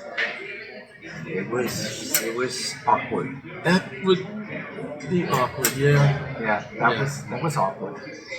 So, Diane. who was the? Well, yeah. Well, okay, that doesn't matter. Still awkward. Well, I know, but I mean, first, she don't care. Because it was Diane. Yeah. Remember that party we had at the house when we lived across the way there, and everybody came over? It was Mary's birthday. And Yeah, Phil Waters' party. No. At you weren't here. That's right. You lived in Oregon. We had a party for Mary at my house in Woodlawn. Oh no. And- Oh yeah, it was. Okay. Did you come? You stayed the night? I actually came early, and you and I got drunk on all that tequila. We were on that tequila. totally hammered before anybody else showed That's up. right. You were there. Liz was just beside herself. She just could. Two idiots. Yeah. Well, we are what we are. So, Especially when there's we're completely inhibited. yeah. Boy, we just. Yeah, that was fun. Yeah. Well, anyhow, that night, Tia. Because Diane got completely schnockered. Everybody was schnockered. Everyone was. And I said, okay, here's how we're going to do this, pre-planning, before this. I had a nice blow-up mattress, and I said, well, that's where Diane can sleep. And that was out in that room we had there. Right. It has a bathroom, shower, everything else. And Diane wasn't having it. I'm sleeping in a rail bag. So she got the spare room. I think And Karen and I slept on that air mattress. you probably did because I think we had you set up to sleep in there. But Diane said, no, I'm sleeping in a rail bag. And I'm like, okay. And so Tia is helping Diane, to get in bed. And so she's getting the bed pulled back and everything, turned around, and Diane's completely naked. And Tia's telling me, she's like, I'm like, yeah. She says, I don't sleep with clothes on. which I don't either. But you know, This is Diane. it's Diane. You just go with it. Yeah, just live with it because you're going to or not. It is the way. Yeah, so you know, here's to you, Diane. And but my first skinny dipping episode, you're not gonna believe who it was with. I bet it wasn't a Tarrant. Nope. It was in Oregon. Oh yeah. It was in Winston. Oh yeah, it's down at the river. Let me think. Diane. No. Should have that been was there. my horror. Should have been there. It would have happened. I don't know who would have been. Canute Christian. Canute Christian. You remember the Did Christian? she live on our blocks? She lived right. Okay, when you went across the street, that's Miss Pettibone. They lived the next house up. They were from Minnesota. Remember? She had that 442 Judge, the orange one. Not Canute, but her sister did. So our house is here. We're here. Then across the street, wasn't that? That's Carl Schlott. That's Pettibone. Petty Jean. Petty whatever. Miss Pettibone. Petty Jean. And then their house was right here, right next to hers. They were right across the street from Carrot's. You don't remember those two girls? Terrence were over here. No. Here's 99. Okay. You come up. Here's our house. Okay. Okay. Carl Schlott, Miss Pettibone, and then it was the Christians that lived here. And then the Merrills lived right next to them. And the cemetery's here. No, the cemetery's up here. Okay. I'm going up the street. Our house, Carrie's house. Oh, Carrot's house. Yeah. Yeah. The Well, they lived bulldog right- house. Yeah. Yeah, they lived right across the street from the Carrot's. Oh, okay. I thought you said Karen. I'm going up. No, not Terrence. So we're down at the. I'm with this kid that later got raped by Les Bovey. Yeah, it's a long story. That guy got rode out on a rail in town. That's the one where he was running. He was the leader of the local Highway Club, which was a YMCA club like the Boy Scouts. And Don and I joined it. And come to find out later that he was molesting the boys? Yeah, the older ones. I mean, probably going to get to us later, but You had to get beyond Cub Scout. when he got found out, badges. when he got found out, we come walk. I remember going into school Monday. It was a Monday morning, and it was everywhere in school. This was the 7th grade. It was everywhere, and I'm like, "What is going on? What? You know, I can't be. That's impossible." When I got home, I walk in the house. Mom says, "Shut the door." Oh, I'm not like, to shut the door. Oh yeah. I shut the door and she says, "Sit down." I'm like, "Okay." And then she started grilling me about this guy. I'm like, never happened. Ever. Never happened. Of course, I didn't tell her about the episode when we all went camping up at Signal Tree Lookout. And you remember the old house there was for the folks that, you know, used to stay there, and they would stay down there, and then somebody do a shift, and then, you know, that kind of thing. Yeah. So we stayed there, and we stayed there for 2 days. That was up, you know, Camas Valley and all that stuff. And the last morning, I get up and Les goes, "Hey, Joe." I'm like, "Yeah, what's up?" He says, "What was going on last night?" I'm like, "I don't know, what?" He says, "Well, you said my name a couple times." I said, "I did? Well, I don't remember." I'm like, after that episode, I'm thinking, "Oh my God, I'm going into the stable."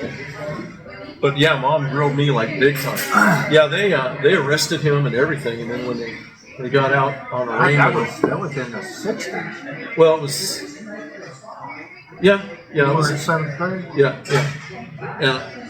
But yeah, that was quite an episode.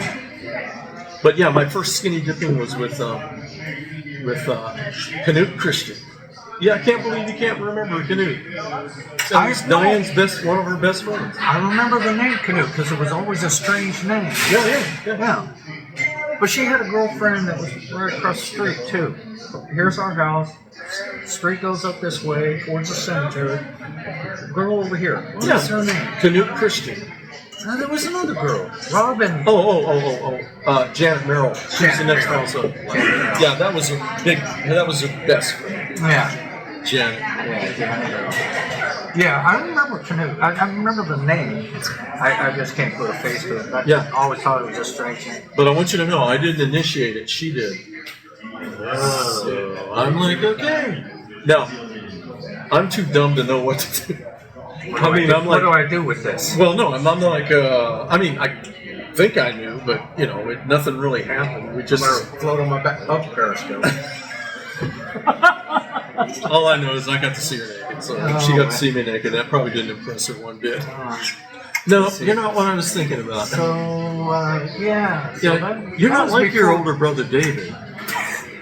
That was before. That was before the girls knew what trimming was. Lawn mowing. Yeah, those were the days. So the Sasquatchy. Well, yeah. Well, see, my first was with my sister. That's really and one of her girlfriends. Yeah, that's really sad. Sad. Yeah. I mean, that makes my statement I used to tell people up north.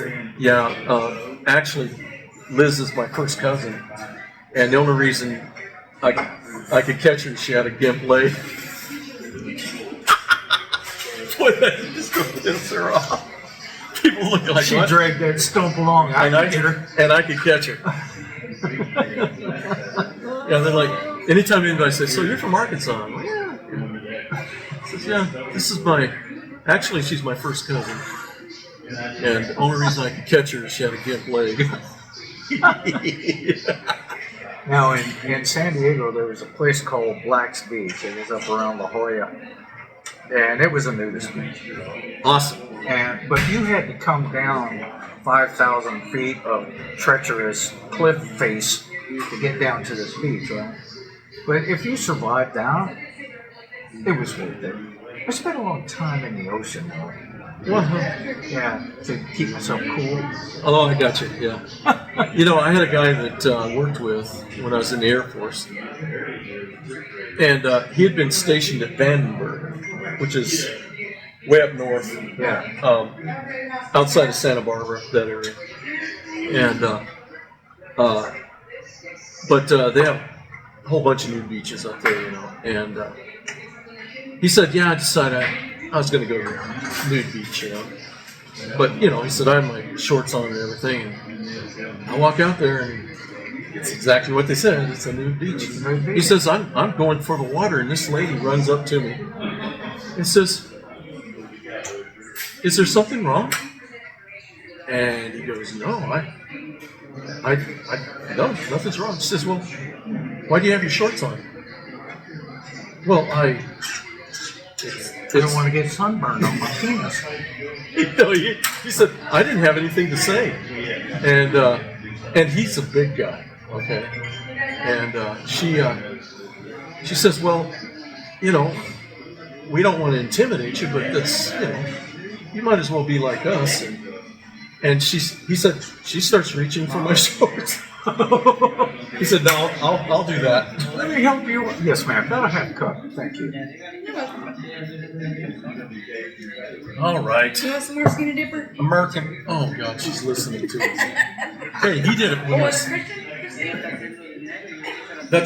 did it with his sister. So, what do you think about that? Hey, we are in Arkansas. I knew it. It was in Oregon, though. It was in Oregon. I knew it. But yeah, he said she started reaching for my shorts. He said, "Well, I'll do it." He said, "After that, I had no problem." He said, "I was basically intimidated." Is what it was. Oh, sure. It's scary first time. So After that, after you break that barrier, it's like, yeah, whatever. So I've told you about my guy that worked for me in Goodfellow, right? And he was he hated flying, but he was a crew chief on a C-130 and all this stuff. Right. Well, I don't know if he was stationed over there or someplace over there or whatever, but he and his wife, were in Europe, and he said we decided to go down to the Riviera, but not half the rig area, just around the area. And he says, out there, it's like, whatever you do, you do. Nobody gives a shit. So he says, Squirrel, my wife, we're walking along the beach and everything. And he said, I look up there, and here's this guy on the side reading a book and everything. And he said it looked like a kickstand. And he looks over at her, and he was going to tell her, kind of like, don't look, Ethel. And she had already, Too late. he said, she was already like this.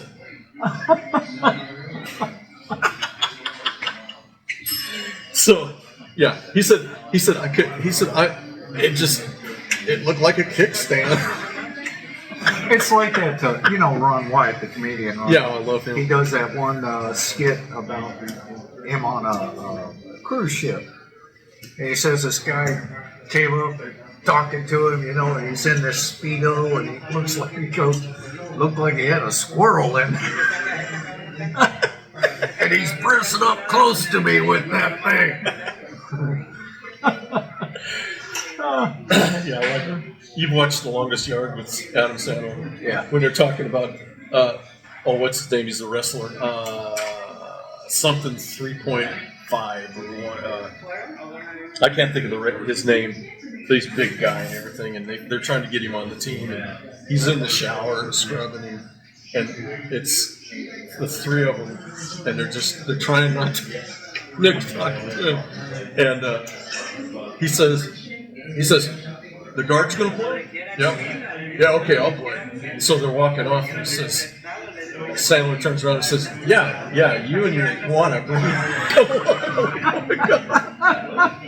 and then in the practice game, he gets tackled by him. He says, yeah, I think he rubbed it up against me. The iguana. The squirrel. Like a big old bald squirrel in there. Some guys have it. Well, that's all right. Yeah. Oh well. Yeah. Yeah, spent all those years telling Liz, yeah, that's 6 inches.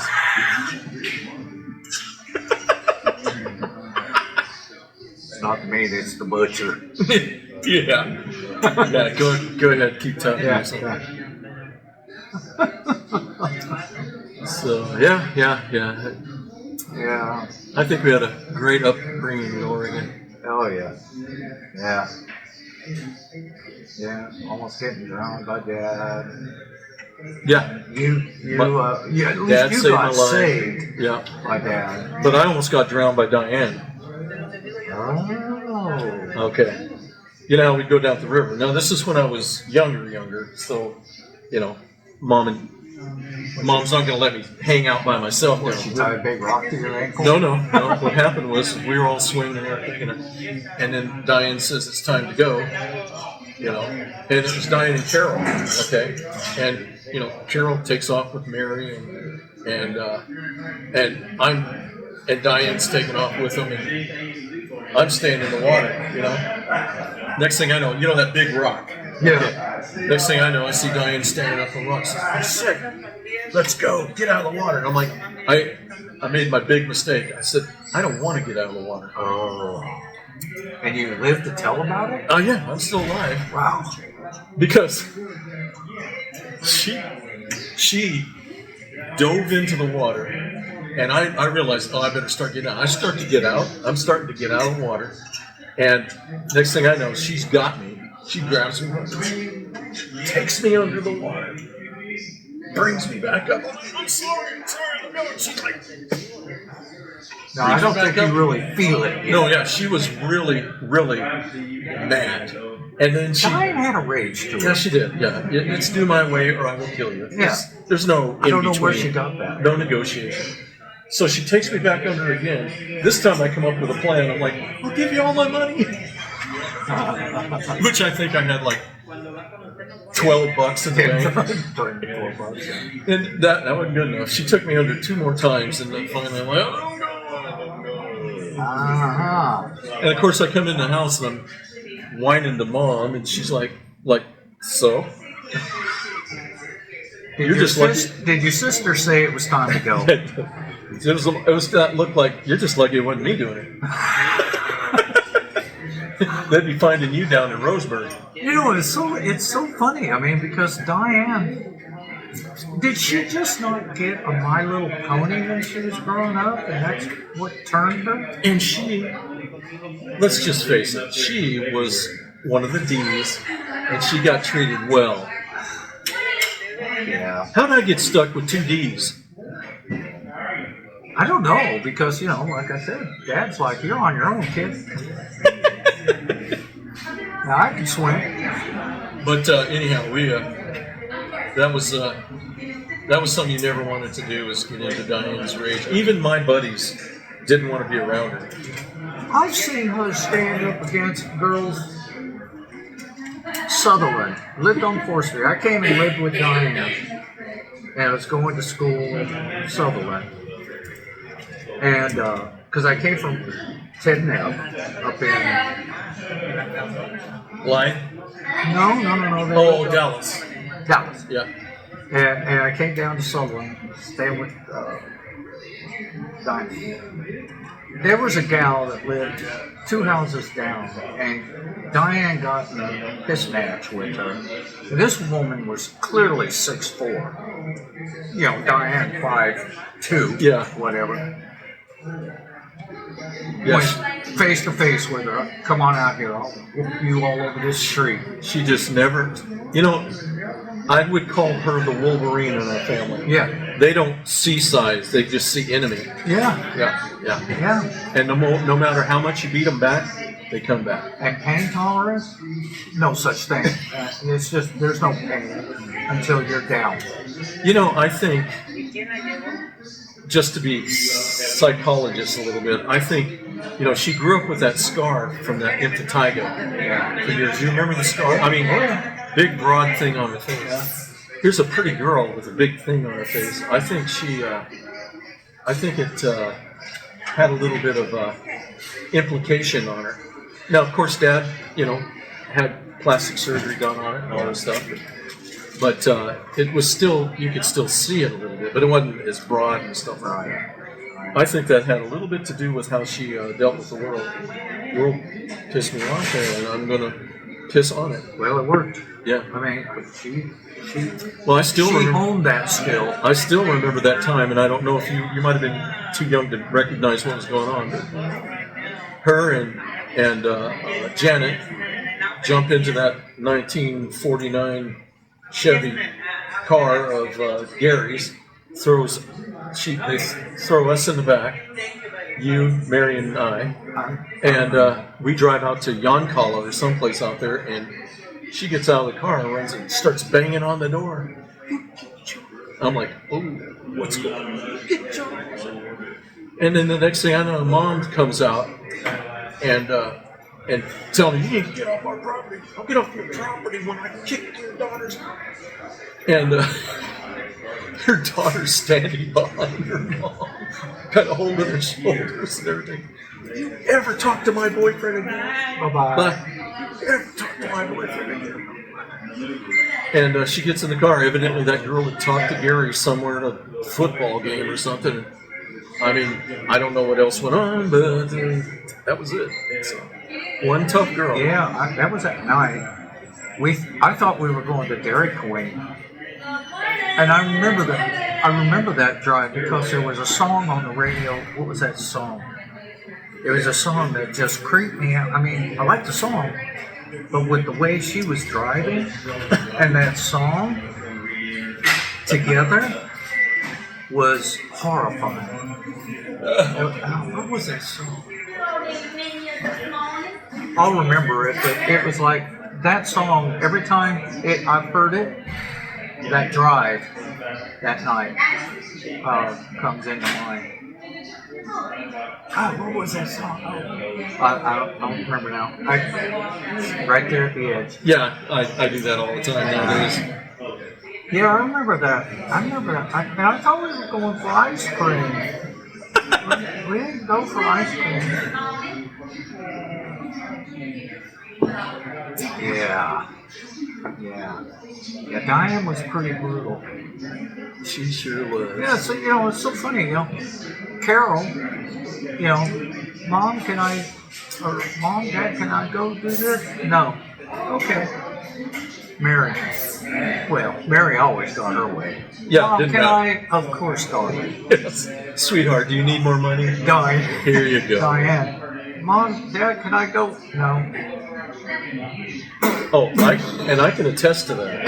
And Her I've told face this. would split in half. I've told this story many times. When we lived in Winston, Have one of those aliens come.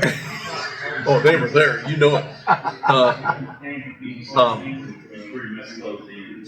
I come walking up to the house, and the door's open, the screen door's there. I'm hearing this big argument inside, and I just sit down on the porch there, the concrete porch there, and I'm just listening, kind of snickering because Diane's getting chewed out by Mom and Dad and everything. And Diane was wanting to go somewhere, and Dad's telling him, no, you're not going, and that's final, and blah, blah, blah. Well, I'm just sitting there, right? I'm not part of this. I didn't want to go in to see it. I just wanted to sit there and listen. You know, and that was your biggest failings because that's twice you did that. Oh, you're going to talk about when Mom whipped the crap out of Mary and I. Okay, I'll tell And her. me. No, not Mary. Me and you. Mary had to cry. And she, oh, it's okay. Oh, that was down here. Yeah, here in Yeah. Locksburg Highway. Hell, no, there was a whole nother one before that. Oh, okay. And it was Mary and I. But, so I'm sitting on there, on the steps there, and the next thing you know, she's just yelling and screaming at Mom and Dad. You know, I didn't hear the hate words, so I don't think she said that. But I'm going to go. I don't care what you say. You're going to let me go, blah, blah, blah. And Dad's like, no, I'm not going to let you go. And she opens up the screen door, and I'm sitting there. Next thing I know, she grabs my arm, pulls it behind me, picks me up, and starts dragging me across the yard. And she's yelling at Dad. Dad's standing out there looking like, you're an idiot, you know? And I'm like, and she's like, you're going to let me go. I'm going to go. I don't care. And I'm like, let her go. She's got my arm almost up into my shoulder blades. And she's dragging me back. And she made one mistake. You remember those sweet gums that Dad had planted in the front yard? Had them brought from Arkansas? Yes. Yeah, you remember those? She was Yes. damn proud of those things. She drugged me over one. And as soon as she did that, she let me go. Because she knew. Yeah, she had yep, because awful. she's like, and Dad goes, you are not going, and you know you're wrong. And she knew she was wrong because she really crossed the line on those trees. And she didn't go. And I was relieved. You remember And she was Dad- going to break my arm. She even yelled, I'm going to break his arm.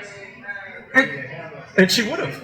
And see, But she ran over that tree. Thank you, sweet I gun. don't understand how Joe, being the innocent bystander, always becomes collateral damage. I guess because some of us are just fodder to the cannon, and some of us are pulling the trigger. You know, it's like, okay, so you're just sitting on the porch, minding your own business, doing nothing, and then Diane puts a beat down on you. Yeah. Well, and that other one was Mary and I was giving Mom crap about something. I don't remember the whole thing. All I know is Mom was, you know, she'd get pissed. There's two things you didn't want to do. You didn't want to exact any taxes on her authority. That's first. Yeah. And the second, you never wanted to embarrass Mom. Okay? Oh, no. Yeah. So, but the first one was our situation, and for some reason, Mary and I, we started laughing, and that was a big mistake. And she said, "You better get out of the house right now."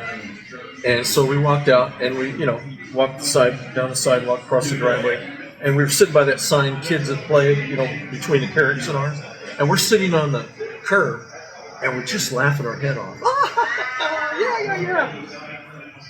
Mom saw us, called us back in, and she whipped our ass. Ooh. So, and it was Mary's fault. And she whipped Mary too, because she was laughing. So she didn't get away with it. I've never witnessed Mary getting a beat down. Yeah, she got it. Now, when Mary and I were fighting in the yard in Wattsburg, again, you're sitting on the porch, I know. minding your own business, eating a little popcorn, watching the show. Yeah.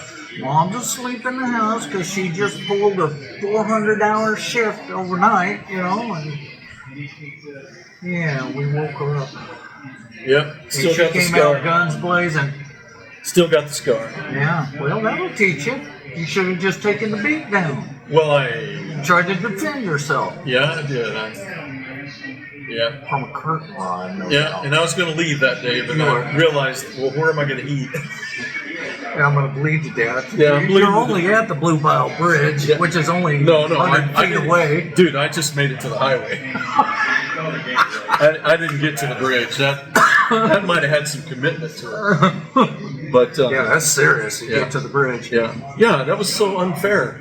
What? I didn't do anything. It was you two that messed up your shoes. Well, it wasn't my shoes, it was Mary's. Yeah. But she was picking on me. Yeah. Mary was picking on me. I said, I'll teach you her brand new white tennis shoes. My mom, our mom, she had a way of deflating you too. I've told you about the snake story. Tell me again. Well, you remember the old house coming from the Blue Oh, Bell? yeah, the black snake. Yeah. I mean, biggest snake I'd ever seen in the wild in my life. And I don't even know what kind it is. All I know is it's big and I gotta kill it. So I killed it, drug it up to the house, and I'm like so excited, man. This is epic. And I'm, Mom, Mighty hunter. Mom, come out here. And she says, what is it? I said, look at this snake. She goes, oh, it's just a black snake. And she walks back in the house. I'm like, but it's big. I mean, It's a big black snake. I measured it. It was 5 foot 6 inches long. I mean, come on. No, that's just a black snake. Or black snake, yes. That's just a black snake. No, whatever. King snake. What do they call them? King? Chicken snake. Yeah.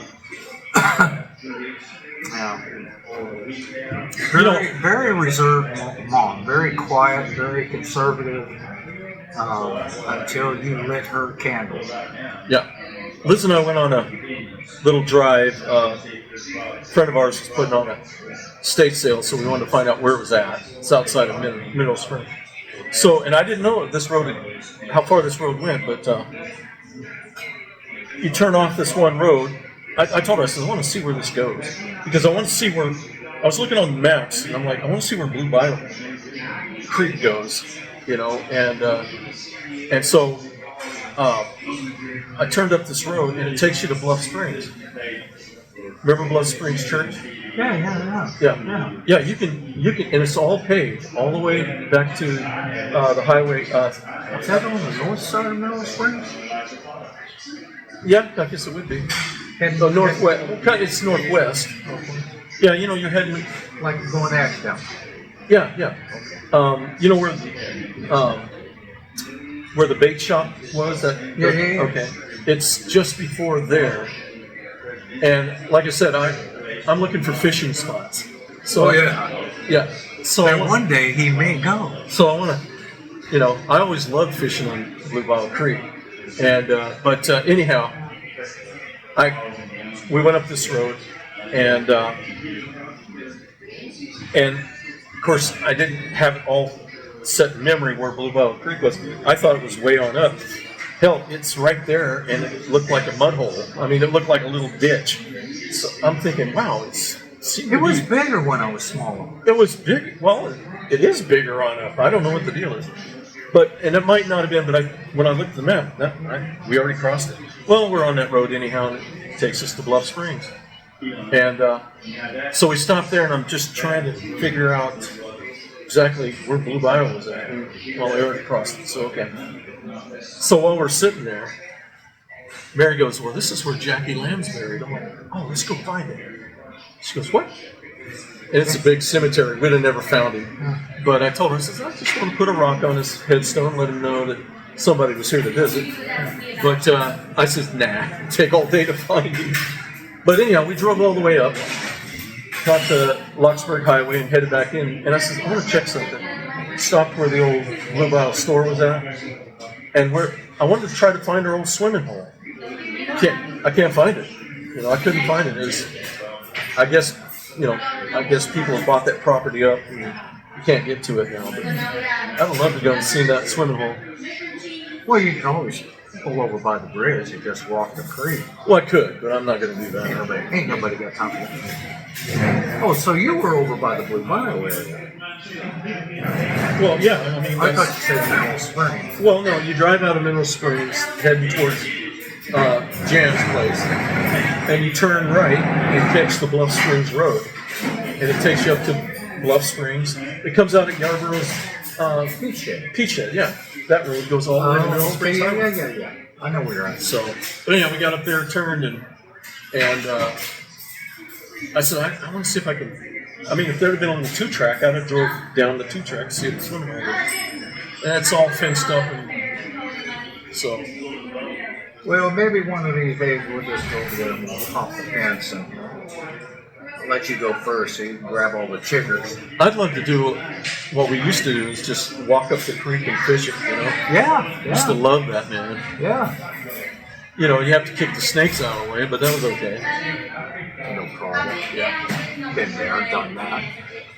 See, in that little swimming hole, that Blue Bayou hole that we used to swim in, I say both Anita and Connie been drowning in that thing. In that? Yep. Oh, were they this big? Yeah, they're good kids. Oh, okay. Little bitty ones. Yeah, both Anita and Connie. Had to save them. You know, got to keep the plan going. You can't let them die out. Yeah. Can't let you have that. Yeah. Ain't got time for that. I met a kid down there one time. We were swimming, and he was missing an eye, and I think it was Terry. It might have been Buster Wagner that was with me. Buster says, "Yeah, he got his eye knocked out by a bass." I'm like, "What?" And he said, "In this hole of water." And what they were doing was they were seining the hole of water for fish. Uh-huh. And he was the guy in the middle, you know, getting the fish to keep moving back so that they could loop them up, right? But bass are notorious for jumping over the net, and one jumped and hit him right in the eye and took his eye out. Wow. I'm like, Wow. I said, and I looked at him. I said, "Is that true?" And he goes, "Yeah, that's what happened." A bass. A bass knocked his eye out. Now, there's a story for you, buddy. Now that's better than the Johnny Lamb eyeball BB. Yeah. Oh. And I used to love going down. We'd all go down there after working the peach shed that one year we worked there. You'd be covered with fuzz and crap, and you know, I can't stand that. And you remember you could jump off the cliff. Yeah, you could jump off into the water and stuff. So we'd go down there, and somebody'd always bring some powdered soap, you know, laundry detergent or whatever, and scrub it up, which you didn't have to do. You just getting it off you, but yeah, I love that swimming hole. Especially after a good rain, man, it was like a raging. That was our raging river after a good rain because it was all muddy and you know all the Wakefield's cow piss coming down and everything. Yeah, that was good times on that. And then there was one hole in the water that every spring, well, not every spring, but pretty much every spring, we'd go in the spring and fish this thing, and the water would. Yeah, it is in the spring. It'd be a little bit dingy. It wasn't super clear like you get. Yeah.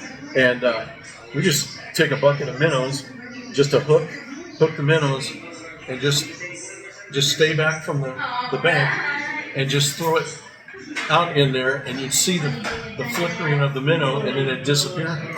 Bass. Catch bass that big all day long. I mean, it was just loaded with it. Yeah. Love that. That was a great swimming hole. That was a great swimming hole. Yeah. It should, you know, funny, we were down here, Karen and I came down here for that vacation, and we all decided to go up to the river and go swimming.